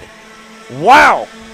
That looks still stopped on the inside, checking out his car. Hopefully everyone is okay. It looks like he's trying to drive it back out. Leaders continue to race on as they make their way down. They went by some with a Ben Axel. Fletcher still out in front. Stanfield running in P2. So right now it is a Tony Kart running 1 and 2, and then it is 2 Cosmics running in 3 and 4. Yep, there we go. So now we've lost the rookie, Vinny Muskelis. He was hanging tough. Walker Hess hanging tough. I mean, that must have hurt. I don't know how Walker Hess is still going. He somehow is as they go on through the bus stop once again. Through the bus stop towards the chicane. Jeremy Fletcher, your leader by 2 car lengths. Back to Alex Stanfield. Cedric Lupien's looking quick. He wants 2nd back. He's going to take it. And trying to come along for the ride with him is Caleb Schrader. He does not get by. Now he has to go defend from Peyton Phillips, who's up a few spots already 3 spots gained for Phillips as he tries to crack the top 5. All this battling back and forth has allowed Fletcher to maintain his gap of 2 kart lengths, making their way out of the final parts of the track. Look for the toe to try to work in the favor of Lupien, running now into that is not Lupien, that is Stanfield, running in P3 on the back bumper of Lupien as Lupien's trying to do whatever he can to close back up to your leader of Jeremy Fletcher. Yeah, he's lost a little bit of ground to Lupien, who's pulled away from him. Stanfield's now got to worry about Caleb Schrader in the coming laps, as we've got, again, still plenty of time here in this one. Halfway in, halfway home. 5 down, 5 to go. And out of the bowl, Lupien already cut the lead in half. Stanfield still in the tow, kind of watching it. Caleb Schrader there. Phillips there. Behind him, Andy Nish in the 982. I believe actually my mistake on Nish. I called the Nash Motorsports driver. He is an RPG Cosmic. Then Aiden Rudolph in the Allen Rudolph Racing Academy PSO karting Beryl Art in 7th through to turns 13 and 14. Fletcher has only a half car length back to Lupien. The pack coming back together, and it's a big gap back for the top 7. This will be about all that we see battling for the lead up front. 4 to go this time by. Here we go down the start-finish line straight away. Jeremy Fletcher, 2 car lengths back to Cedric Lupien. Keep an eye on your 7th place from the last one, that front pack. Aiden Rudolph moving up 5 positions, not having the best weekend. And if he can get his nose in that front field, we know that he's very quick. He just needs a little bit more to catch back up to the main pack.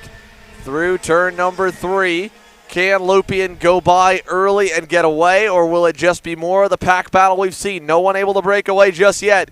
Jeremy Fletcher in the RPM Tony Kart trying to go back-to-back here, day 1 to day 2, with a pre-final and a main event win. Yesterday, he even pulled it off from the pole, I believe, as they go down the backstretch through the chicane.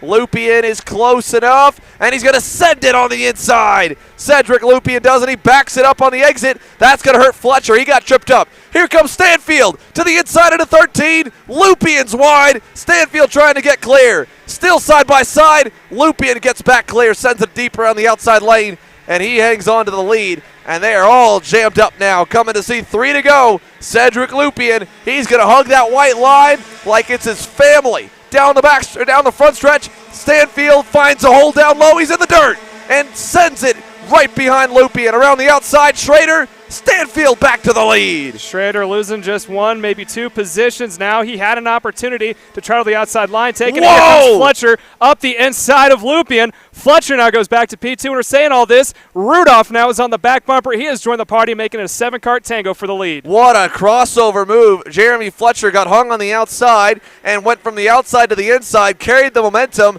and got fully clear of Cedric Lupien before that kink. That was a power move by the RPM Tony Kart. And now he's not going to go by Stanfield, so they're kind of teaming up a little bit, even though they're not under the same tent anymore, working as if they're teammates against Lupien and Schrader, because had he not been one to help him, he could have stuffed him right then and there. Instead, he followed Stanfield through 12, and now this is where the team orders the teammates to being friends. It goes away because they're getting the signal this time. The double sticks are in the air. 2 to go, and Alex Stanfield leads. Here comes Fletcher to the inside for the lead. Turn 1, he's back by. Stanfield trying to hang tough on Lupien.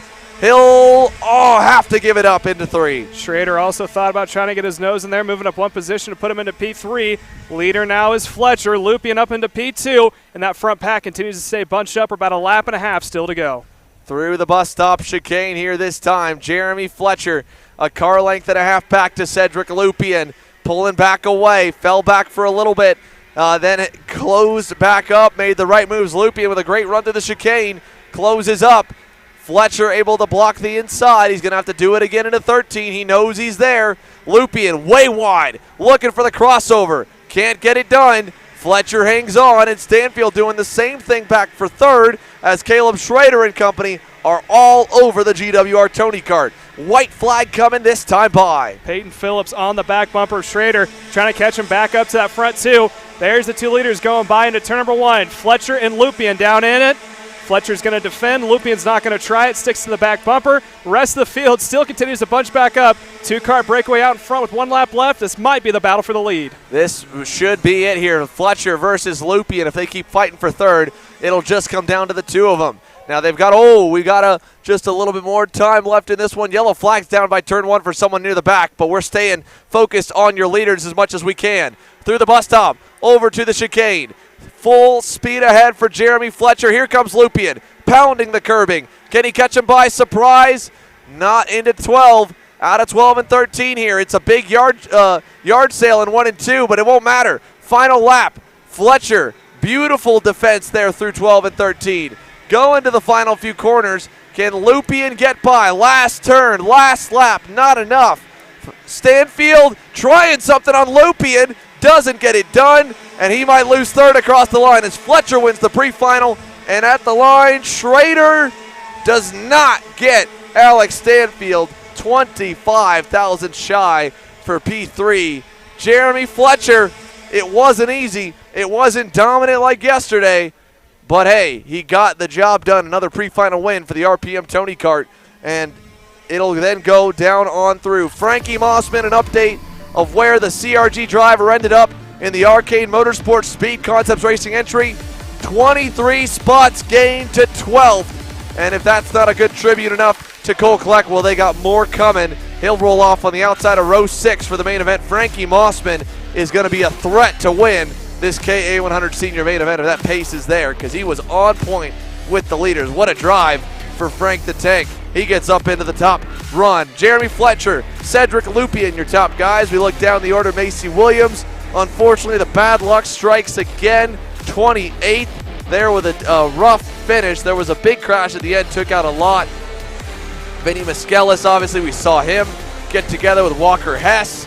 32nd for the 948, pulled in early. Josiah Tracy also had an issue. But your top 10, Fletcher, Lupien, Stanfield, Schrader, Peyton Phillips and Andy Nish, Aiden Rudolph, Adam Ali, Walker Hess, and Josh Campbell just kind of silently gets himself another top 10, a quiet, consistent run from the Ryan Perry Motorsport Tony Kart driver. K100 Senior, that had a lot of action. We'll see who we can talk to next here when we get set for the minis to go onto the racetrack here, but we definitely have some more cleanup to do. We'll take another commercial break and come back with more from Utah Motorsports Campus.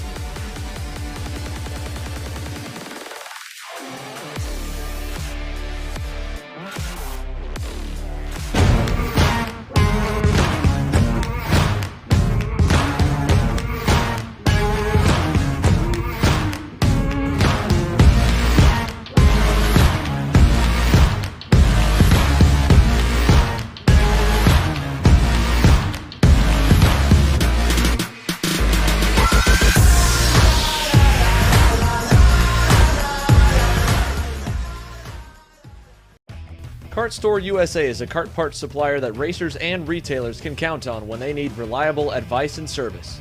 We focus on servicing all racers with honesty and pride while maintaining customer satisfaction.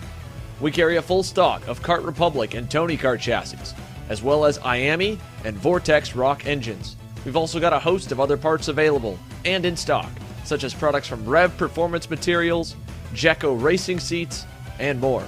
We have a 100% satisfaction guarantee, and on top of that, if your order exceeds $200, shipping is on us. Check out all we have to offer today by visiting us online at kartstore-usa.com. Odenthal Racing Products, your #1 producer in engine mounts since 1992, along with our leading-edge designs and product development, such as the Odenthal Racing Products EasyGP camera mount, which comes in 4 different styles and can be used on any karting platform. See our products online. Go to odenthalracing.com.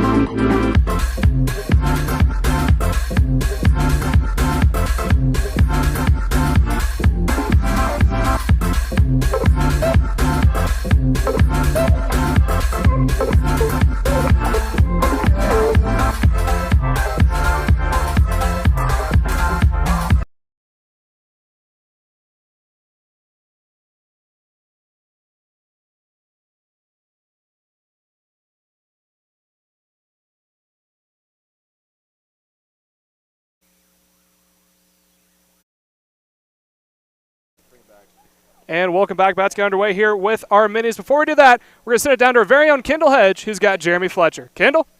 I'm here with Jeremy Fletcher, who is the pre-final winner for K100 Senior. That was quite a race. Can you walk us through that last couple of laps you had there? I mean, it was definitely chaotic. Fell down probably to about 6th, 7th a couple times. Worked my way back up. Just drove smart and stayed out of all the chaos.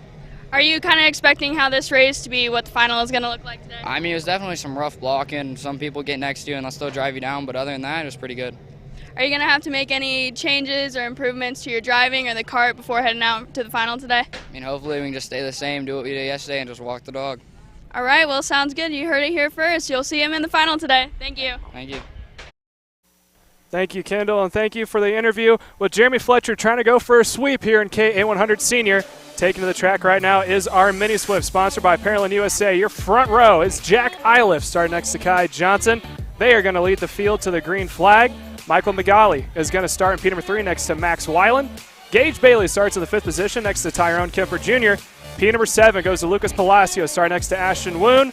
Alessandro Truscio is going to start in P number 9 next to Asher Okastine, rounding out your top 10. 10 laps is going to be the distance here for these young men and women about to cut their teeth here for some Go US national level racing. Again, Jack Iliff and Kai Johnson, the two that are now getting lined up. Take him down to a crawl already before we get to the back parts of the track. We hope for the green flag and a 10-lap shootout here shortly. Yeah, we'll get set here to go green for 10 laps for the minis. It is a beautiful day for racing here in Salt Lake City, Utah. We can't wait to bring you more action here. This will be the last session before the lunch break. When we come back after that, we'll be going green with our Pro Shifter Pre-Final. Here they come through the final corner. Got one driver a little bit up the road. He's pulling into the scale line. Don't know what the issue is here for this one. We'll give you an ID. It is the 184. One of the Ryan Perry Motorsports Kart Republics, I believe, pulling into the scale line.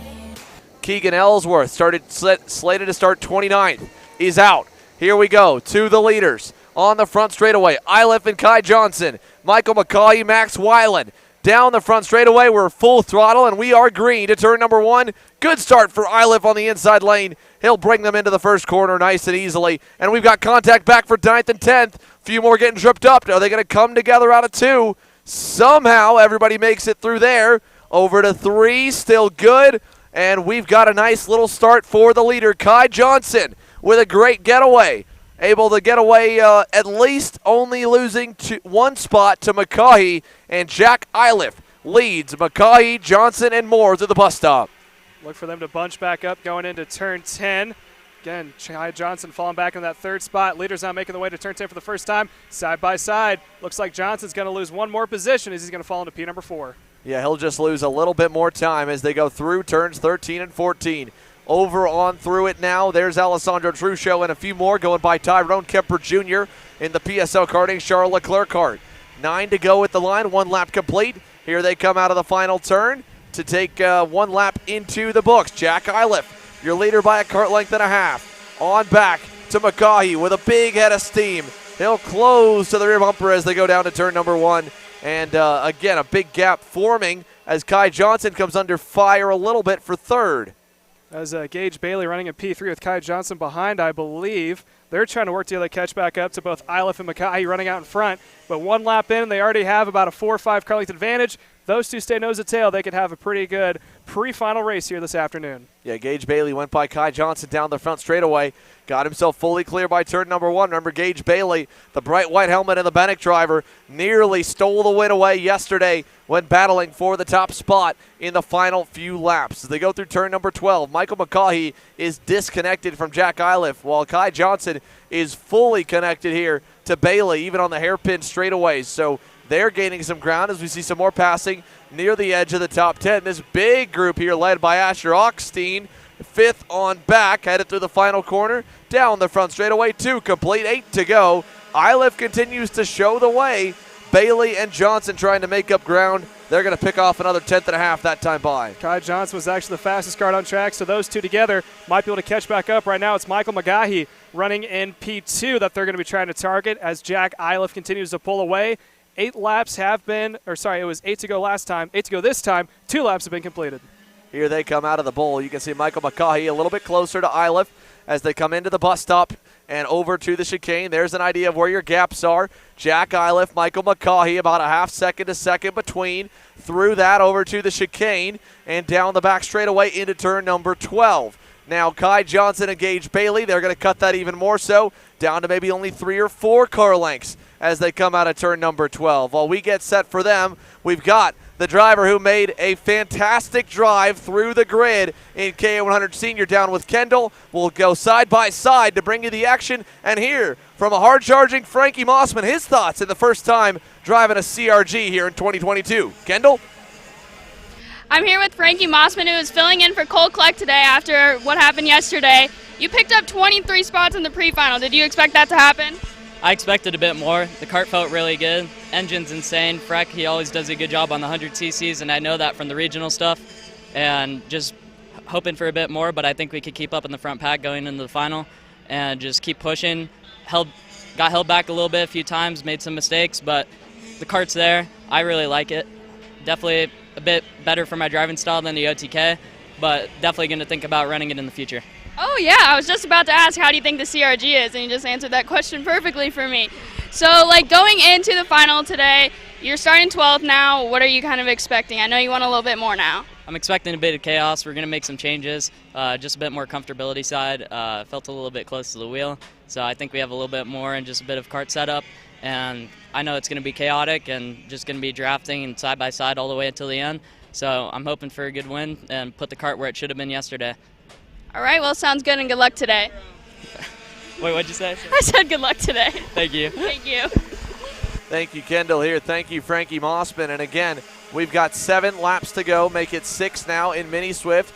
Jack Iliff, Michael McCaughey continue to lead the way. You haven't missed anything except for the gap slowly shrinking back to Gage Bailey. Now, Kai Johnson was digging with him, but he has kind of lost touch a little bit the last couple laps while we were on that interview there with Mossman. So through the bus stop here, you can see only 2 car lengths back to Gage Bailey. It's double that back to Kai Johnson. If he cannot hold on here or dial up the pace in the next half lap or so, he'll get left behind. And while it is a big gap back to 5th and 6th of Lucas Palacio and Asher Oxtein, I don't know if he'll be able to get back to the leaders if he has to fall all the way back to them to get some drafting help.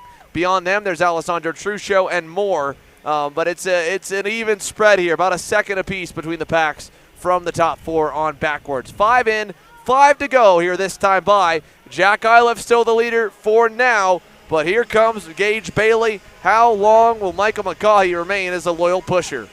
Gage Bailey last time, he went by about a 10th quicker. Previous lap was about 2, so he is closing up to McCaughey and Iliff. There's a good shot of the 2 battling out in front. Michael McCaughey has done a great job keeping it very tamed. He's not trying to push the issue he doesn't need to. Iliff is doing a great job of cutting the air for him, but I think their 2-kart parade may come to an end here if Bailey has about 3 or maybe 4 more laps, or possible mistake for the front 2 to catch back up to make it a 3-kart battle. Here they go through the bus stop chicane, through the bus stop over to the chicane. Bailey with a little mistake. He's lost some ground and he's lost his pusher as he takes a look back. Kai Johnson has lost touch with him. Michael McCaughey staying loyal to Jack Iliff. They are pounding away. Good laps, and Iliff is being very consistent as he looks to sweep the weekend here. What a great job he did yesterday, coming away with the win, mastering the pack the way he needed to, defending when he needed to. Today, here in the pre-final, he's only got one guy really that's really got his number, and that's McCaughey, a fellow Parolin who has just been loyal and pushed him this entire way. All 6 laps have seen the same picture of these two, nose to tail, trying to build a gap over the field. Bailey fell off by a couple tenths that lap, so it's probably going to be these two battling out the rest of the way. Although we never know. Something always seems to happen when it comes time for these mini races with these lower horsepower. That draft adds such a huge effect, and you have to be very consistent. If you're not, there are a bunch of people usually barking down your back door trying to catch back up. But there's also a huge gap between 3rd and 4th of Bailey and Johnson, as Johnson slowly falling into the grips of both Palacio and Okostein running right behind in 4th and 5th. Yeah, there they go on through the bus stop here. This is a good group. We're watching about 6th or 7th on back. 7th back to 11th, it looks like, with Tyler Roberts, along with Alessandro Truccio, Max Weiland, Johnny Stamps, and Tyrone Kemper Jr. All shuffling a little bit as Weiland gets shuffled to the wayside there. He'll lose a little bit of ground. They're about a second and a half back from Asher Oxtein and Lucas Palacio, 5th and 6th on the racetrack. Coming towards the line this time, 3 to go. Gage Bailey, close. Still just a little bit of draft as they came across. Not fully there, not fully gone from the potential reach to get to Michael McCaughey and Jack Iliff, but he needs them to pass. That's exactly what they are not doing right now with 3 laps to go. Some flawless driving, some smart driving out of our top 2 here in the Mini Swift division. They've been staying nose to tail. Meanwhile, battle for 4th heating up. Kai Johnson has been caught by both Palacio and O'Costine running behind. There's a shot of it. Actually, I believe no, that's a little bit farther back. That is the battle between Roberts and Truchot. No, that's the right shot that we got there. That's Kai Johnson on screen. Lucas Palacio right behind him. And then Ashford Oxteen's faded a little bit. So you were right there on the first judgment. You got it. Now we'll see Lucas Palacio getting it into 4th. Gets by Kai Johnson. We thought he might get swallowed up by them. He has. Here was coming to 2 laps to go. And Asher Oxteen, 2 car lengths back, might be able to get there as well, heading towards the final corner. 2 to go at the line this time by. Here come your leaders just into frame. And then here comes that battle for 4th across the stripe. Palacio, Johnson, Oxteen down the front straightaway. They're making their way to turn number 1. There's a shot of your leaders. On the back bumper hard is McGahee. He hasn't decided to pass yet. 2 to go. He's got a little bit of time. There he is. Shoots up on the inside. Jack Iliff follows to 2nd. He's going to stay right back in line because this is exactly what Gage Bailey wants to see to close that gap just a little bit more that he needs. Yeah, Gage Bailey is close, trying to get there, trying to be able to challenge through the bus stop here. A lap and a half to go. Can Michael McCaughey take what he learned watching Jack Iliff do a masterclass of defending yesterday and put it back on him? He's going to go to the inside. Not enough. He left the inside door open, and Iliff finds a way by. So Jack Iliff back to the lead into 13 and 14. And then no one's going to try to pass. No one tries for a crossover. Here comes Bailey. He's down to half a car length. Now he's at the back bumper of McGahee. As they make their way to the back parts of the track, it's going to be the white flag this time by. Iliff continues to lead, but now it's a 3-car battle with the toe down this long straightaway. Here they come towards the front stretch here. 1 car length between each of them. McCaughey closes to the bumper of Iliff. Iliff stays all the way down in the dirty part of the racetrack on the bottom. McCaughey follows, pushes, waits, stays low here as Bailey tries to get a run on him. Can't do it, and Iliff even defends into 3 a little bit to try and keep him at bay, and he does a nice job there as well. So Jack Iliff hanging on through the bowl and out of it. Half a lap to go here. Should be smooth sailing. Michael McCaughey's going to need to find a way to catch him by surprise if he wants to get by the Iron Rock Motorsports Parolin driver towards the chicane. See if there's going to be a defend here on the inside. I'm sure there is. Iliff's going to have to go to the middle or low side. What is McGahee going to do? Is he going to wait? All the way down to the inside goes Iliff. McGahee can't get around. Here comes Bailey. Tries for 1, now for 2. He's going to have to do a crossover out of 13. He's on the outside. Oh, little contact. McGahee gives a little bit of a push, and he goes around Iliff and Bailey for the lead. A little bit of a bump and run there from McCaughey into Iliff. Iliff was on the limit, trying to make sure he could go deep enough to not get passed around the outside. And unofficially, Michael McCaughey will win the pre-final. We'll see how well the officials take that one. There was definitely some rubbing, some racing, but Michael McCaughey crosses the line, P1 provisionally here in the Mini Swift division. Iliff 2nd, Bailey 3rd. That was a little bit of fireworks there on the final lap here for a pre-final in the Mini Swift division. Let's take you through the rest of the results as they come on by. Again, McCaughey, Iliff, Bailey, then Palacio in 3rd. Carson Weinberg trying to work his way up the grid, ends up 19th, so still some work to do because he ended up going backwards. We had more drivers taken out there early. Keegan Ellsworth obviously pulled in. Ashton Woon was collected in one of the early incidents. Yeah, we talked about how good he had such a run in qualifying. Unfortunately, 36 will be where he'll roll off in the main. But beyond Bailey, it's Asher Oxteen, Lucas Palacio, your top 5. Then Johnson, Kemper Jr., Weiland, Johnny Stamps, and Alessandro Truchot, your top 10. We're going to leave it here at Utah Motorsports Campus with the music on and a beautiful skyline here from the track. When we go to our lunch break here, we come back at half past the hour at 12:35 Mountain Time, 2:35 p.m. Eastern Time for your pre-finals here from Utah Motorsports Campus. You're watching the SuperKarts USA Pro Tour Round 4 on Kart Chaser.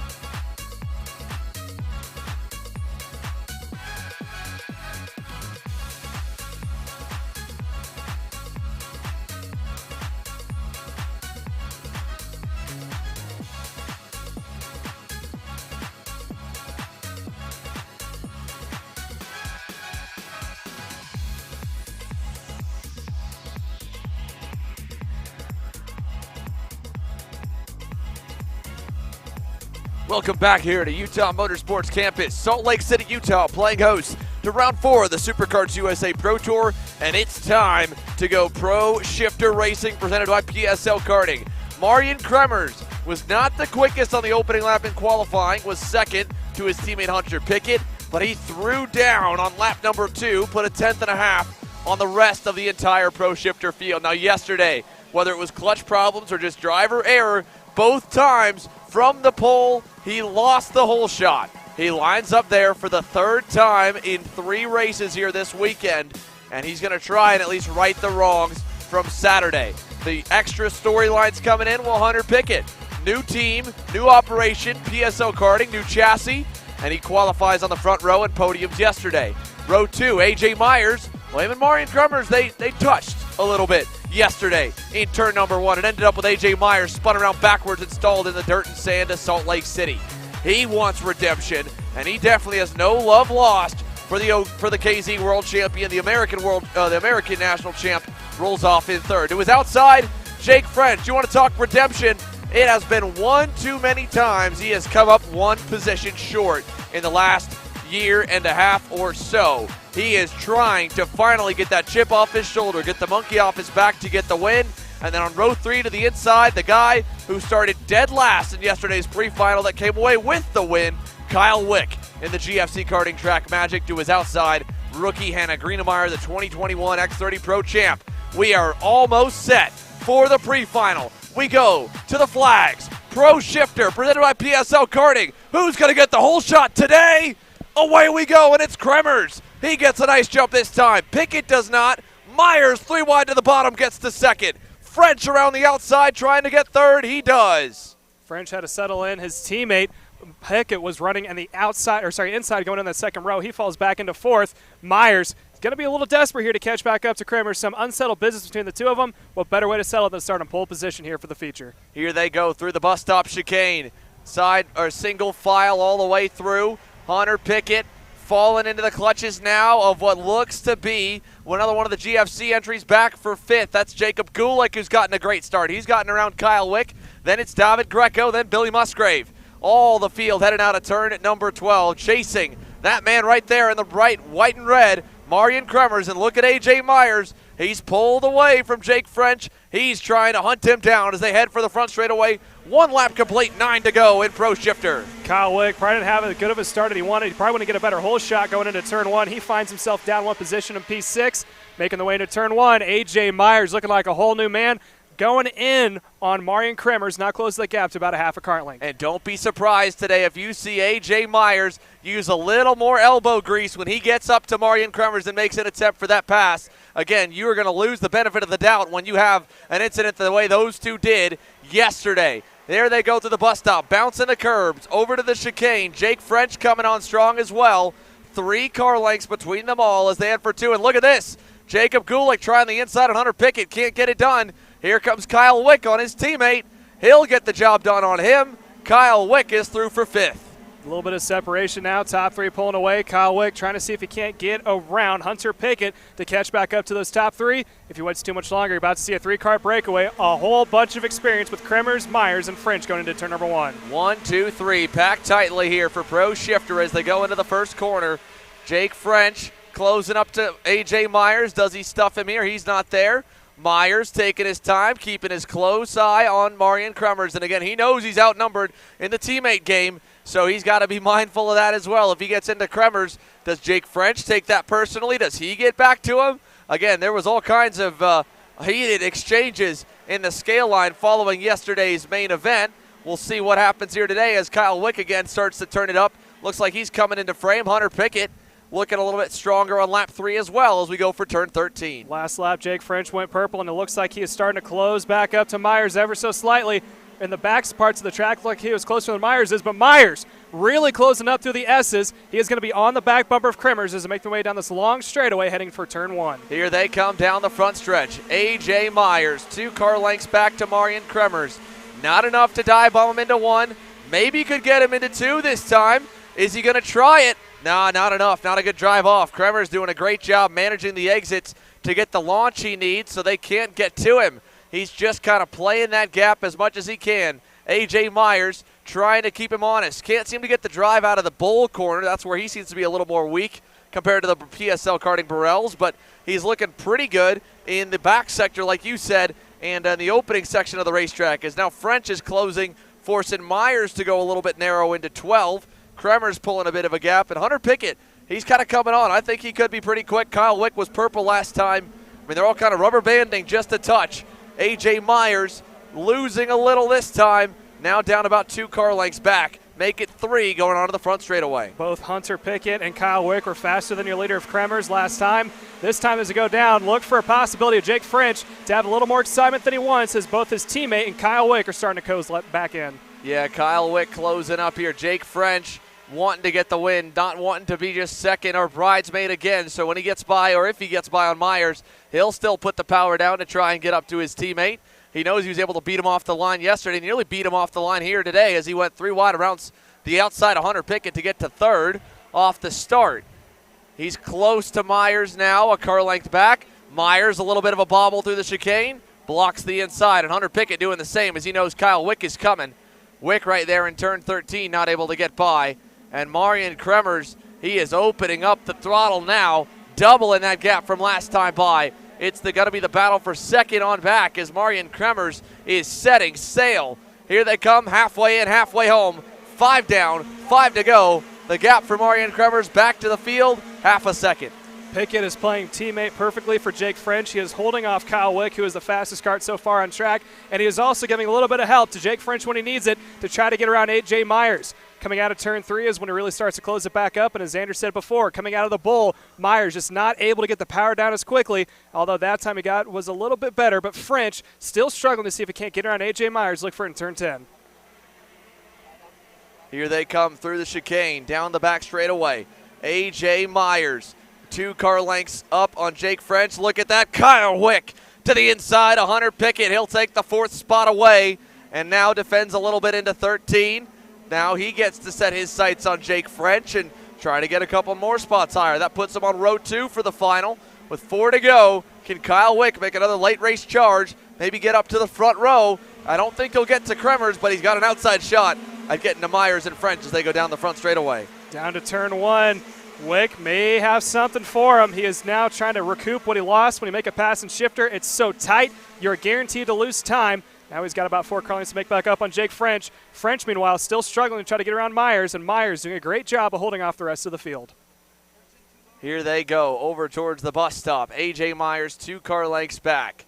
Again, about a half second, 4 cars back here to Kyle Wick as they go on through towards turn number 12. A.J. Myers not really defending a ton, but he knows where Jake French is. He's just trying to manage it. Kyle Wick closing in deep on the brakes there. He's cut it in half. 2 car lengths back now from French. And we're going to see 3 to go at the line while Marian Kremers continues to pull away. Wick still holds the fastest lap of the session. Kremers just not falling off nearly as hard as the rest of the field. Kremers is last lap on a 56.6. Fastest lap for Wick was a 56.4. So Wick, the fastest kart, but he's got 2 people in the way of him, both French and Myers. 2 guys, a lot of experience here on the SKUSA Pro Tour as they make their way out of the bowl. Myers able to get a better run. French now just lost that gap to Kyle Wick, who was later on the brakes, and Wick trying to get him sized up. Possibly in turn 10, may see a move here for 3rd. Here they go through the chicane. Over towards the back sector. Kyle Wick got a little bit sideways, but he's close on French. French knows that he's defending for 3rd. Little struggle getting out of the corner. Stays low to 13. Tries to block. Gets a little bit sideways. He's just hanging on for dear life now. Myers is going to get away. Kyle Wick trying to look for P3 here to close out the pre-final. And he's got Hunter Pickett and Jacob Gulick still right there down the front straightaway. Down 2 laps to go at the line. Double 6er in the air. Down to turn 1. Does Wick try it on French? He's looking. Almost had it. Gets into him. And there we go. Wow. So Hunter Pickett takes full advantage. Gets up to 3rd. Kyle Wick 4th. Jake French tried to force the issue. Wick sent it, stayed on the inside, let him bounce off this left front tire, and Jake French falls all the way back to 6th behind Jacob Gulick.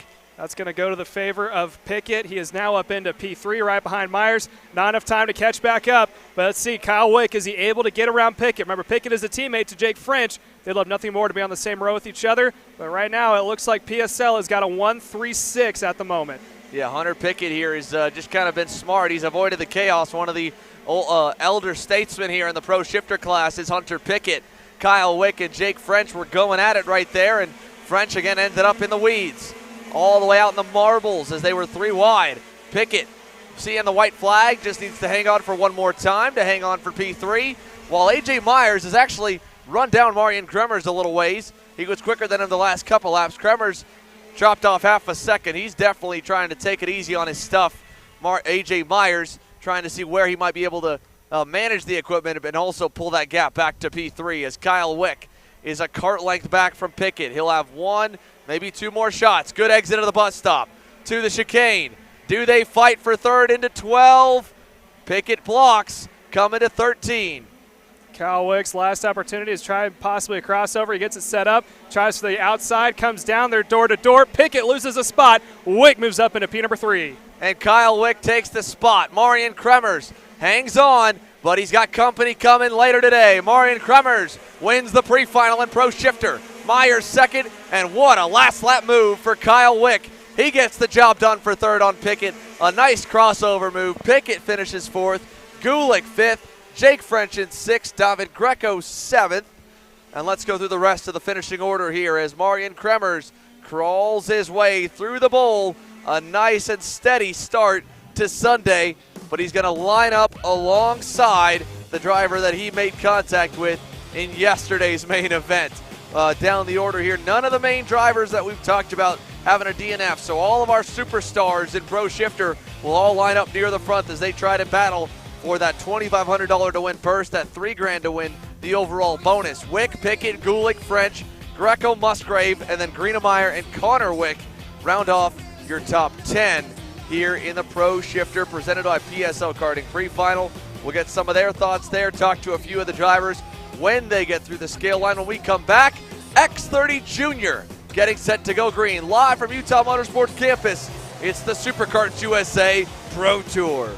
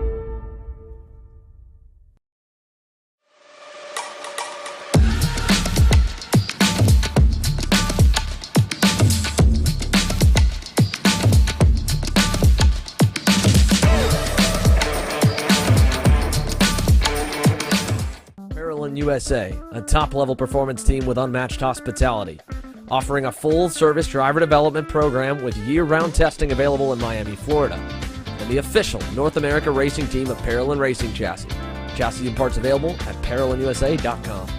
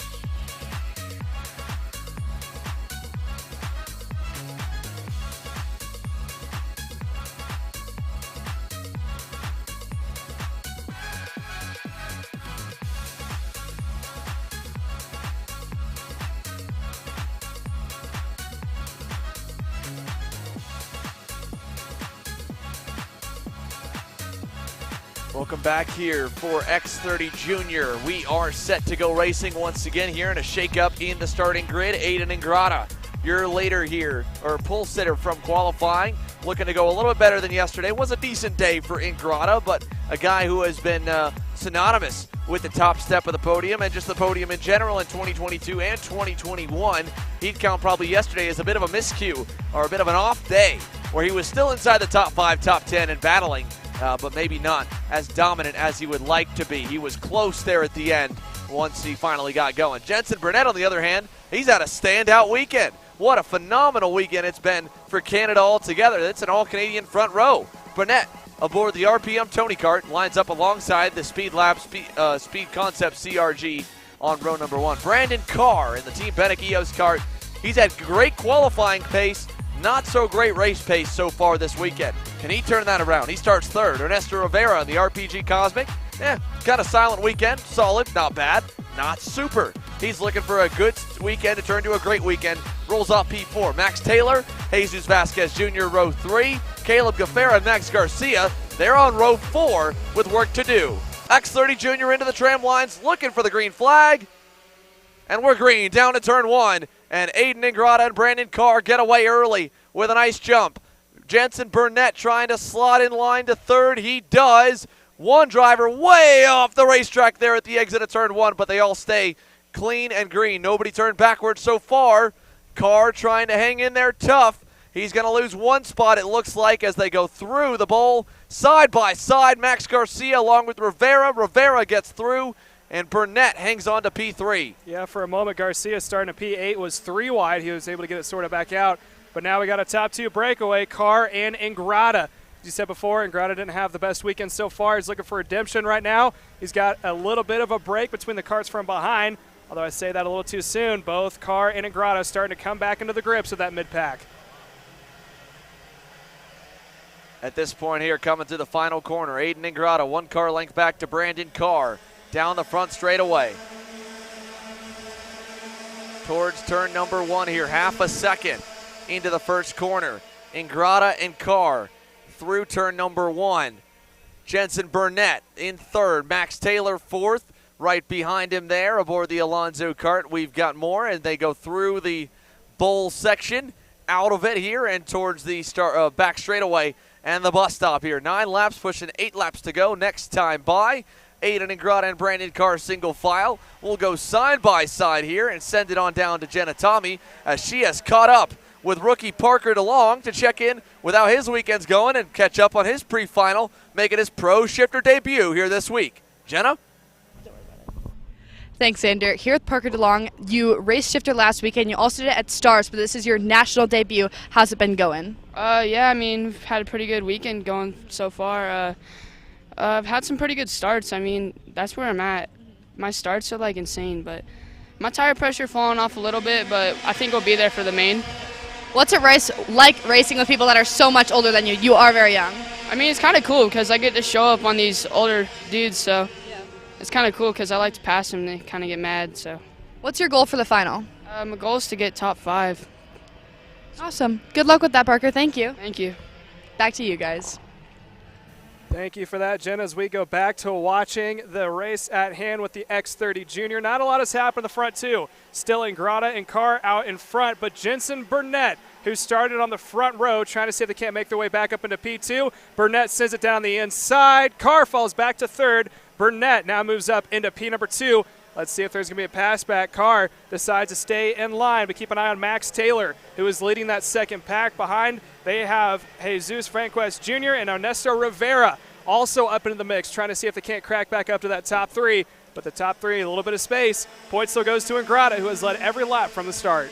7 laps to go here, 3 laps complete.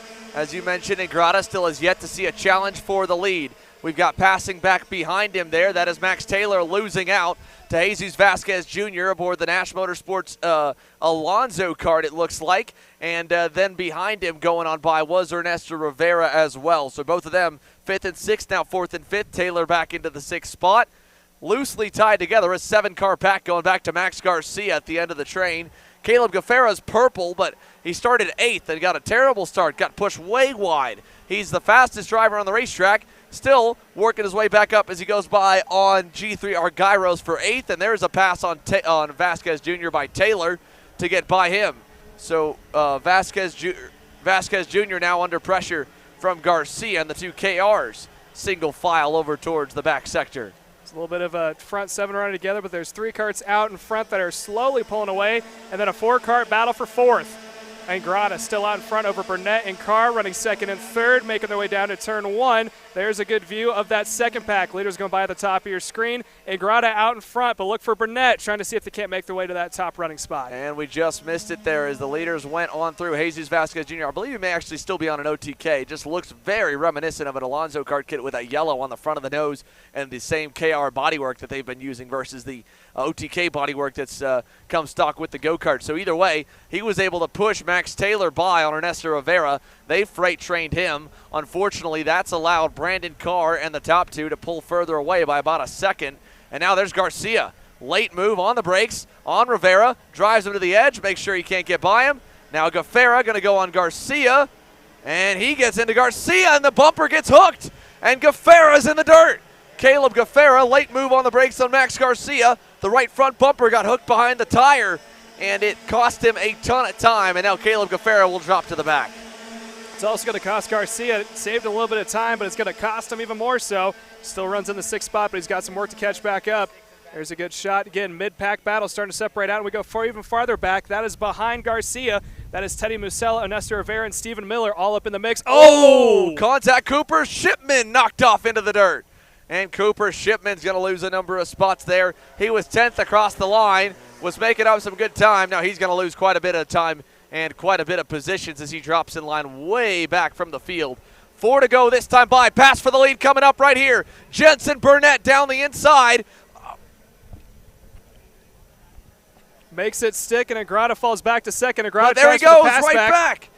Aiden Angrada back to the lead. Burnett back to 2nd. Brandon Carr in 3rd. 3 car lengths between. Now down to 2. Coming across the line. 4 to go. Making their way to turn number 1. Angrada back on point, but he knows that Burnett is quick as he's going to stick into the draft of Angrada going down to turn 1. Does he try it? He does not. Stays on the back bumper. Working 4 laps to go. P3, Brandon Carr, who's running up in that 2nd spot for the first half of the race, trying to see. He can see the tango about to happen out in front, knows that there's an opportunity to capitalize off of here shortly. Through the pole here this time. 3 car lengths from Aiden Angrada back to Jensen Burnett. 2 more back to Brandon Carr. On the way, Max Taylor and Jesus Vasquez Jr. trying to get there. They love it. They want some more shuffling for the lead. Burnett's tried it once. Does he try it again? Turn 12. Not this time. He'll stay tucked in behind Aiden Angrada for now. 3 to go this time by the start-finish line. As the leaders make their way down into turns 12 and 13, you can see the battle happening from behind. That was between Max Taylor and Jose Vanquest Jr. They're going over for the 4th spot. There's a possibility for a battle in the top 3. We might see those two be able to catch back up, but they don't have a lot of time and a little bit of ground to make back up as they come across the line. Angrada burns 1 more lap. 3 to go for your leader. 3 to go and a 2 car length lead here down to turn 1 for Aiden Angrada as they come into the corner. Down to 1 car length by the end of the braking zone. Jensen Burnett just trying to do what he can here. Angrada looks like he might have a bit of a leg up when it comes to pace, but Burnett's quick in certain sectors, and when you compile that with the draft, he's been able to make a few charges at him. Let's see if he can do anything this time. Through the bus stop, Angrada, not a single wheel wrong. He is on top of the game. Through that to the chicane, Burnett with a run, has the momentum, but is not close enough. Still a car length away through 12. Meanwhile, your 3rd placement of Brandon Carr is losing time a little bit each lap. So as you see Max Taylor running in P number 4, slowly making his way back up. This may be the draft that they need, but what they really need is about 5 more laps. It's going to be if Angrada can hold off Burnett as they make the way around. Double sticks in the air, 2 laps to go at the line. 2 to go here this time for Aiden Angrada. 3 car lengths back to Jensen Burnett. Burnett trying to get there again, seeing if he can put one over on his fellow countrymen. I mean, you're talking year number 3 in junior for Aiden Angrada after jumping up a little bit early. Year number 1 for Jensen Burnett. So it's a true rookie versus veteran deal. Caleb Gaffera has just pulled into the scale line. He is done. So he's going to save the equipment. Could not get to the back of the pack after getting sent off the racetrack when the bumper hooked behind the tire. trying to pass Max Garcia.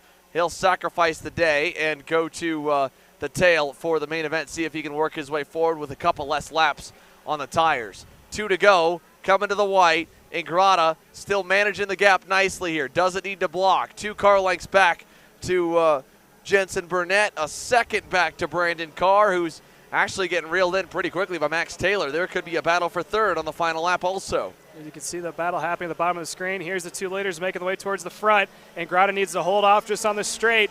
Burnett is going to need a tow of a century, and it looks like he's got it. Slowly starting to reel him in, but I don't think he's close enough to make a dive bomb. Down into turn 1, no pass was made. He closes up more so than he was before, but he's still trailing by about 2 kart lengths, not close enough for his end. Yeah, there we go. Closes up really nicely through 3 this time. Over to the bull, turn number 4. How can he get out of this corner here? This is where the little bit of aero wash you might get following someone in the higher speed turns will hurt, but he's got a good run through the bus stop. 1 car length back. Can he get the good exit? He's been getting great exits through the bus stop. This one not so good. Through the chicane, closing. 1 car length back. Ingrata's going to block to be safe. Out of the corner, Burnett, little crossover, forces him to block again into 13. Can he get him underneath? Gives him a little love tap. Ingrata blocks it perfectly through the S's. Final time, Aiden Ingrata looking great today. He woke up and he had his Wheaties pole in qualifying and a flag-to-flag victory in the pre-final for X30 Junior.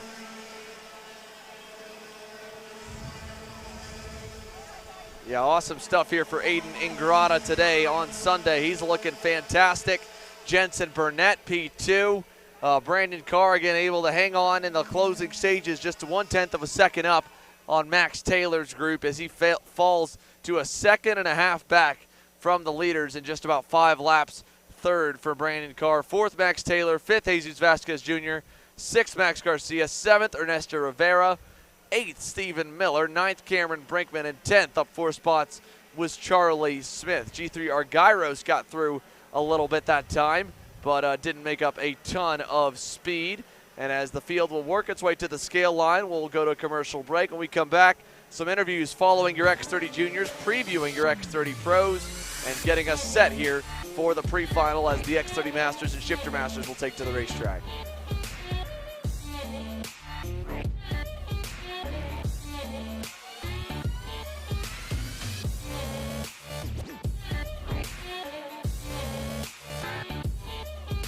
I'm David Serra, 18-time Australian karting champion, and we're launching Kart Class. Kart Class is an advanced digital training program that suits a driver who's just starting out in the sport, all the way to the driver looking to win a national championship. In this program, you're going to be learning about how to find the ideal racing line and what an apex is, braking and throttle markers, wet weather racing lines, and how to overtake other competitors. We target how to brake in the wet weather, and we look on the mental side of kart racing as well with our mental skills coach. At the completion of this program, you'll be lighting up purple sectors in qualifying, know when to defend on the opening laps, and how to pressure your opposition into mistakes. We teach you the tools to be resilient and how to get in the right frame of mind before a race. We look to complete the whole package by getting a strong mindset, a driving style to suit all conditions, strategizing your race, and getting the last 1% from your team. We'll teach you how to win the final lap of a race, drive in the wet like Max Verstappen, and creating the perfect bubble for yourself to mentally be in the zone. To find out more, click the link below.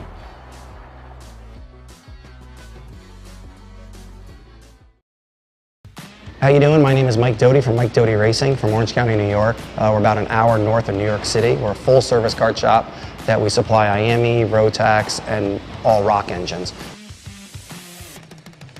We sell OTK parts and all the tires for all the different series. We support USPKS, SKUSA, Rotax, which is the Stars and Stripes, and the Rock Winter Tour. What we do is we try to get the drivers better by data, driver coaching, and setup. We have a lot of good drivers that come through our program. We have a lot of experience. I've been doing it for almost 35 years, and we just try to translate that to all our customers. For more info about Mike Doty Racing, you can contact us at mikedotyracing@gmail.com or call us at 845-551-0572.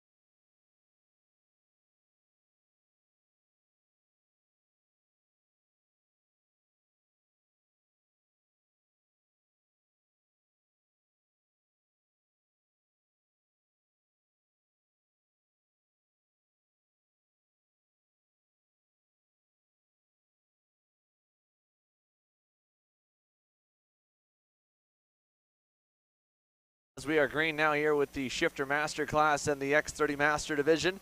We've already started to get a few of our X30 juniors working their way through post-race tech inspection and the scales. Let's send it on down here to Jenna as she's caught up with your X30 Junior Pre-Final winner, Aiden Ingrata. Jenna? Thanks, Xander. Aiden Ingrata, we have not gotten to talk to you yet this weekend. You had a good day yesterday, finished 4th here in that front pack that was dicing up, but you just won the pre-final. How are you feeling? I feel pretty good. We made a change in the pre-final with the front end. It felt really good. The car, Ewan did a really good job. Adam did a good job. The engine's really good from Mario. Basically, though, from the race, started first in quali, got pole.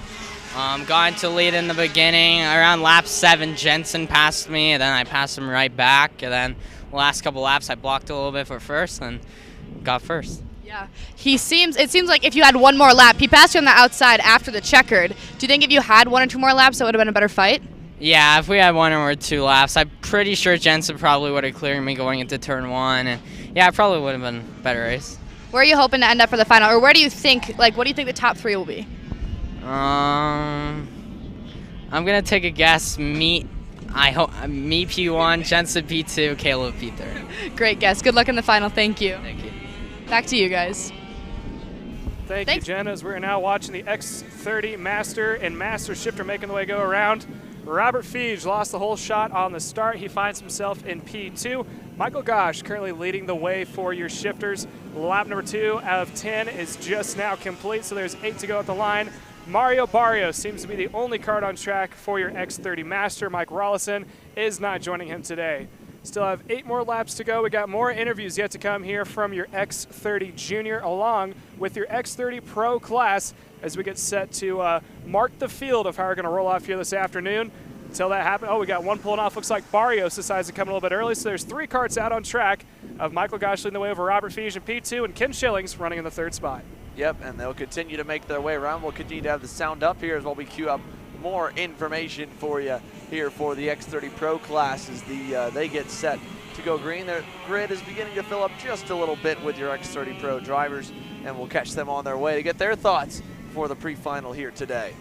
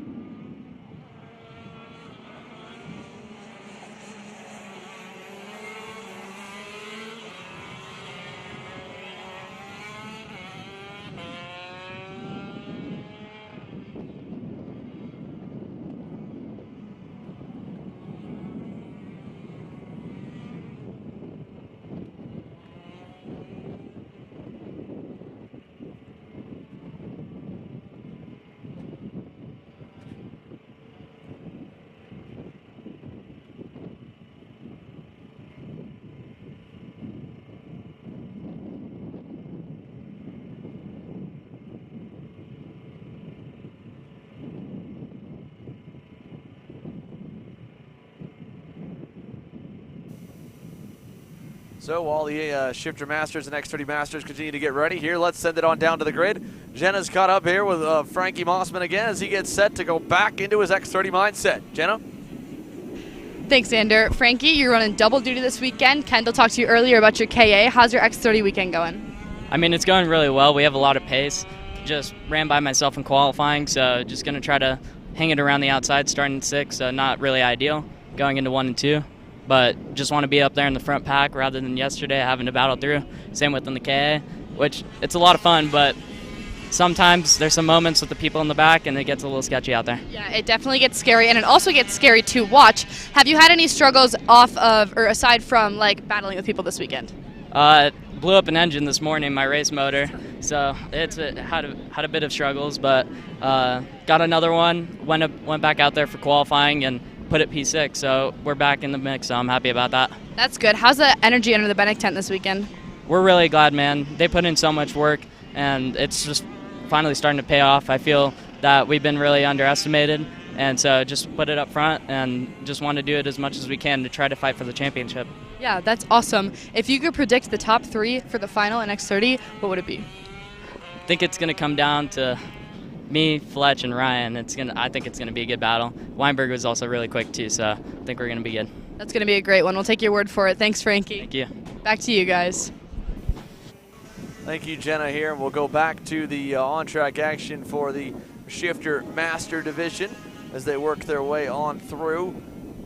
Mike Gouch still continues to lead, 2 seconds back to Robert Feege with 4 laps to go. The X30 pros beginning to make their way further and further up the grid. We'll see if maybe we can get 1 or 2 more before they go green. Otherwise, we'll be set and ready to get their pre-final underway. Oh, coming this time by, we will crank it up and come back with more action.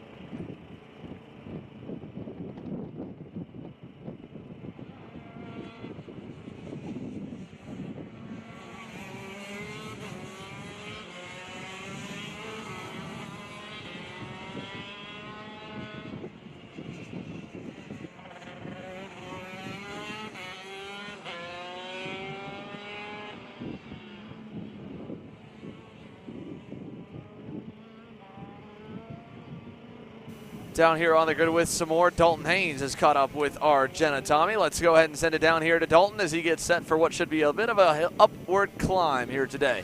Dalton, Jenna?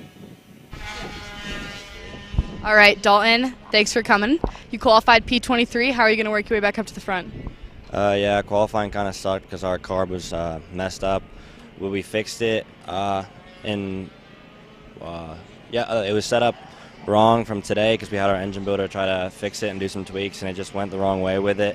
So he adjusted it back, so it should be good. We were P5 with how it was set up before, so we'll see what I can do with that. I'll try to come through the field as easy as I can. There were a lot of wrecks in the pre-finals before yesterday, and there was a big wreck in the final yesterday, so I'm just going to work my way through and be careful. Yeah, smart moves. So you weren't on a team before you moved to Bennick, correct? So how does it feel like being under a team, having all that help around you? It just depends. I mean, like if I was at GoPro, I wouldn't need a team. Yeah. You know, like the Grand Nationals, I was by myself. Orlando and half of NOLA, I was by myself. But being with a team, the environment's just easier. You're just more relaxed because you have a lot of people that know the setup. They've been here before. I've never been here before. They know what you need to do to be fast, so it's really nice to have them behind me. Great, and I've asked the other drivers this, but I want to extend it to you too. If you could predict the top 3 for the X30 final today, what do you think it'd be? Probably Norberg. He was really fast. I want Weinberg to get P2. He's a good friend of mine, and Mossman P3. I'll try to work my way up into the top 5 in the final, but I'm not sure. Awesome, thanks, Dalton. No problem. Back to you guys. They are running to the grid. Thank you, Jenna, here as Dalton Haynes gets ready to go. We are coming to the checkered flag this time in Shifter Master, presented by Hardin Motorsports Group. Mike Gouch looking solid. He'll go through the final few corners, exit on out to the front straight away, and come across the line to win the pre-final at Shifter Master. Stick with us, folks. X30 Pro coming up next. Here live from Utah Motorsports Campus, the Supercarts USA Pro Tour. We'll be right back.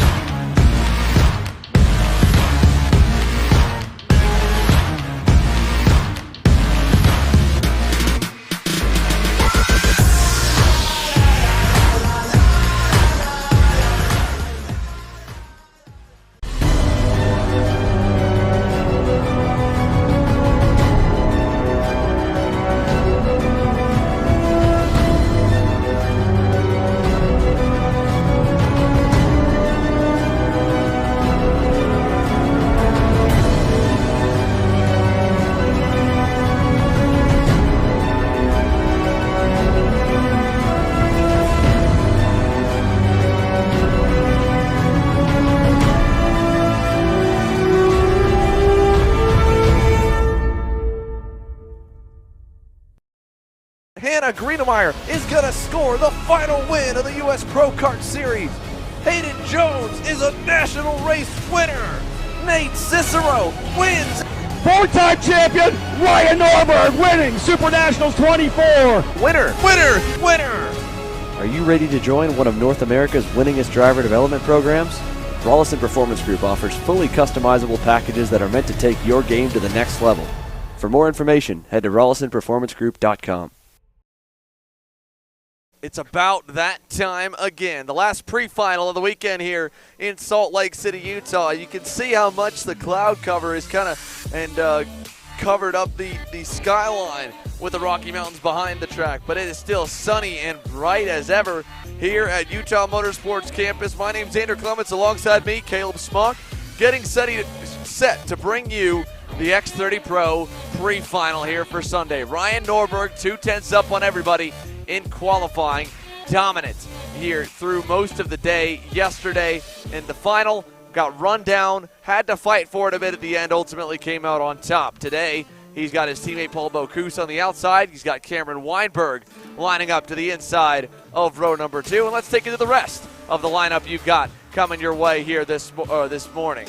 Beyond Cameron Weinberg on the inside of the second row, it's Paulie Massimino, who's made some big-time overnight strides to find a little more pace. Row 3, it's Laurent Legault and the number 328 Rollison Performance Group Cosmic to put 3 of them on the first 3 rows. And then to his outside, Frankie Mossman, who we talked to just a few moments ago in the Team Benek EOS kart.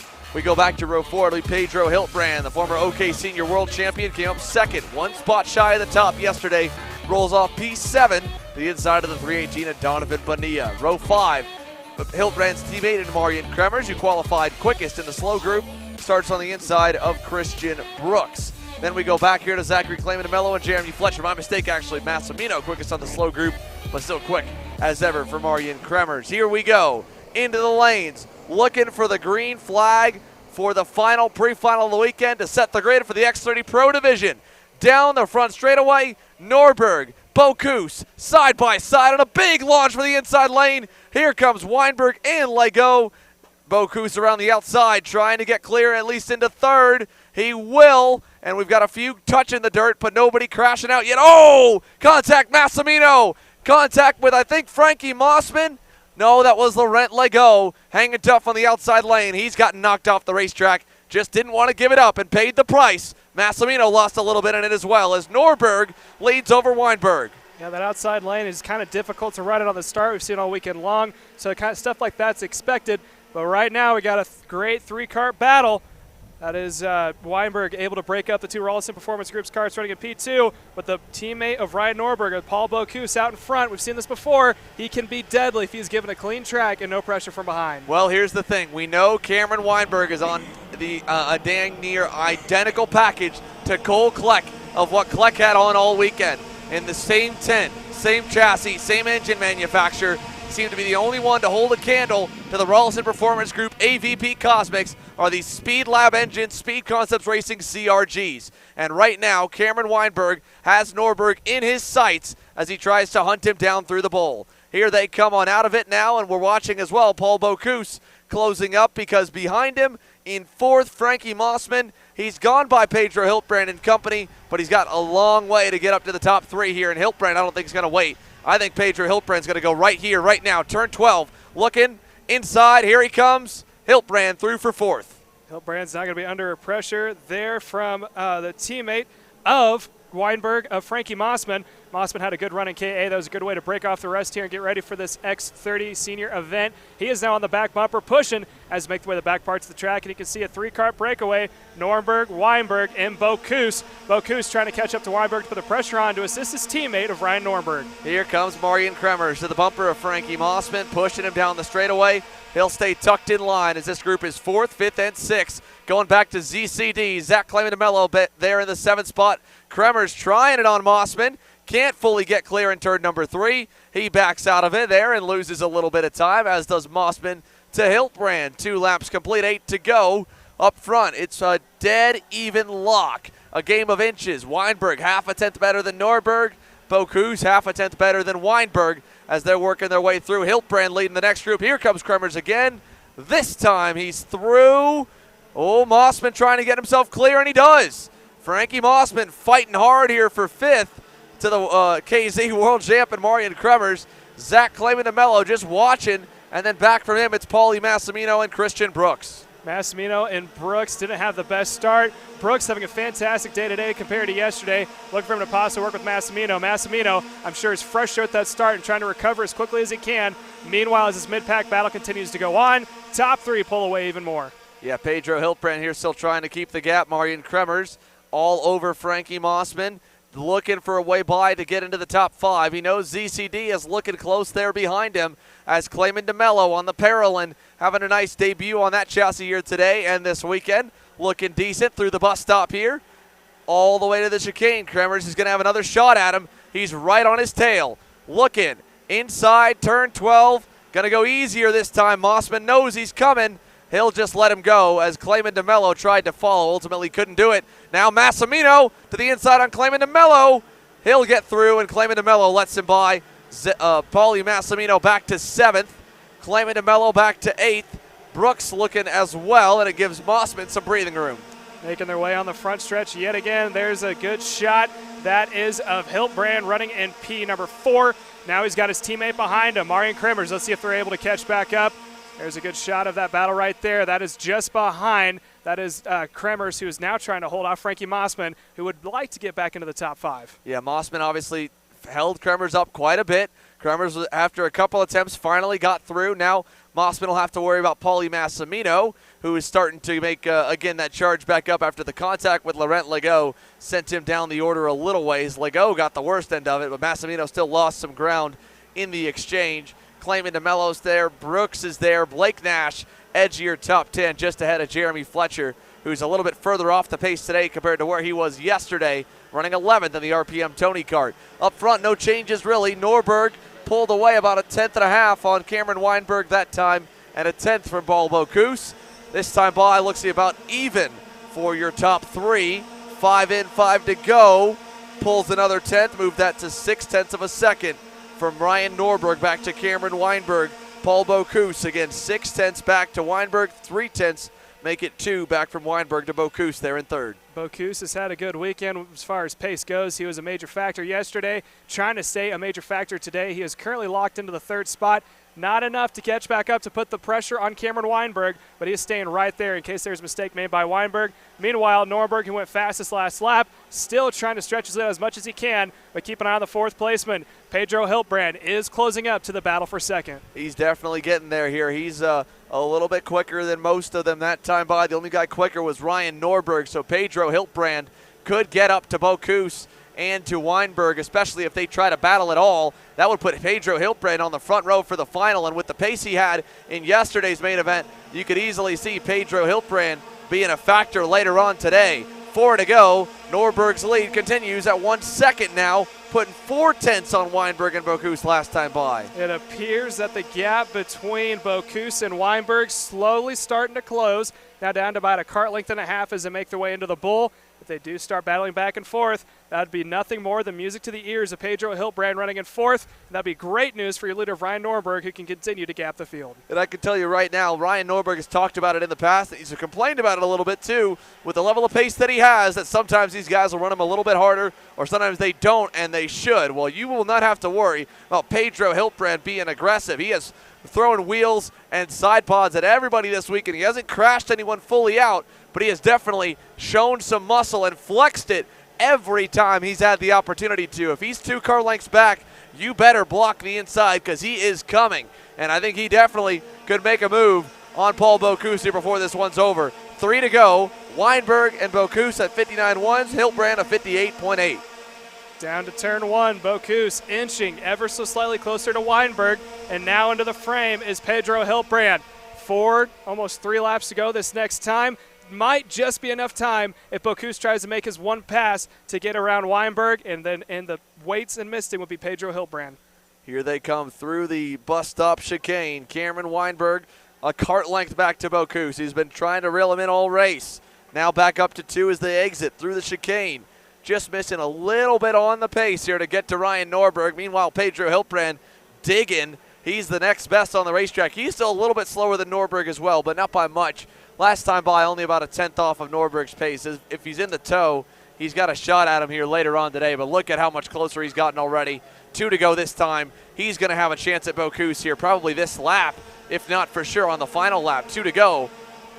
And behind, look at this. Massimino, Clayman DeMello, Brooks. Here comes ECD looking to the inside of Massimino.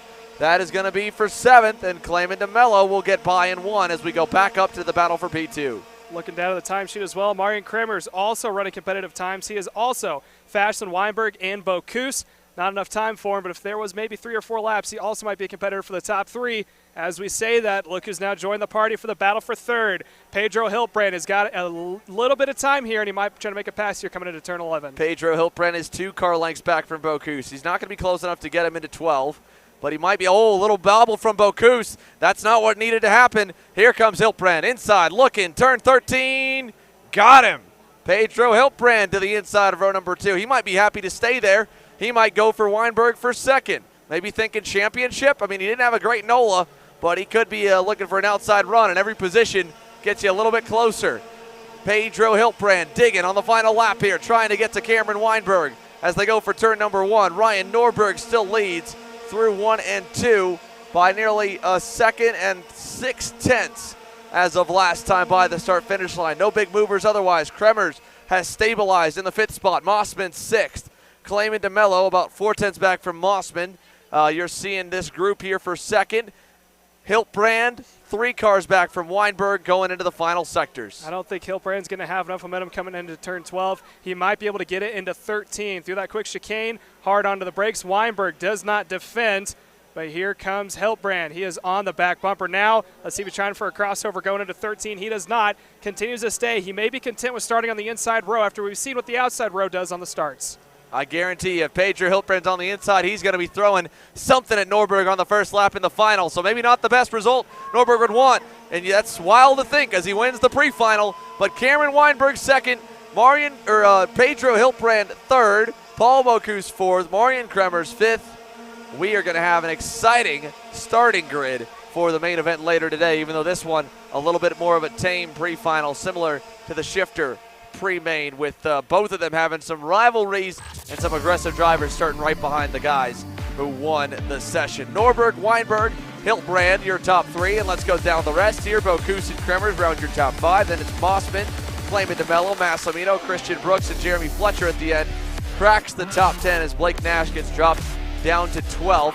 Go down further here, still some struggles for some of the bigger names on the field, but of the 27 still here, we've got Ryan Norberg on top of them all. We're going to go dark on the stream. When we come back, it's the main event stream. If you want to watch the mains, make sure right now you go to youtube.com/kartchaser/join, or if you're watching the stream on YouTube, hit the join button, become a premium member at $9.99 a month, because when we come back, it's main event action here from Salt Lake City, Utah, beginning with Micro Swift.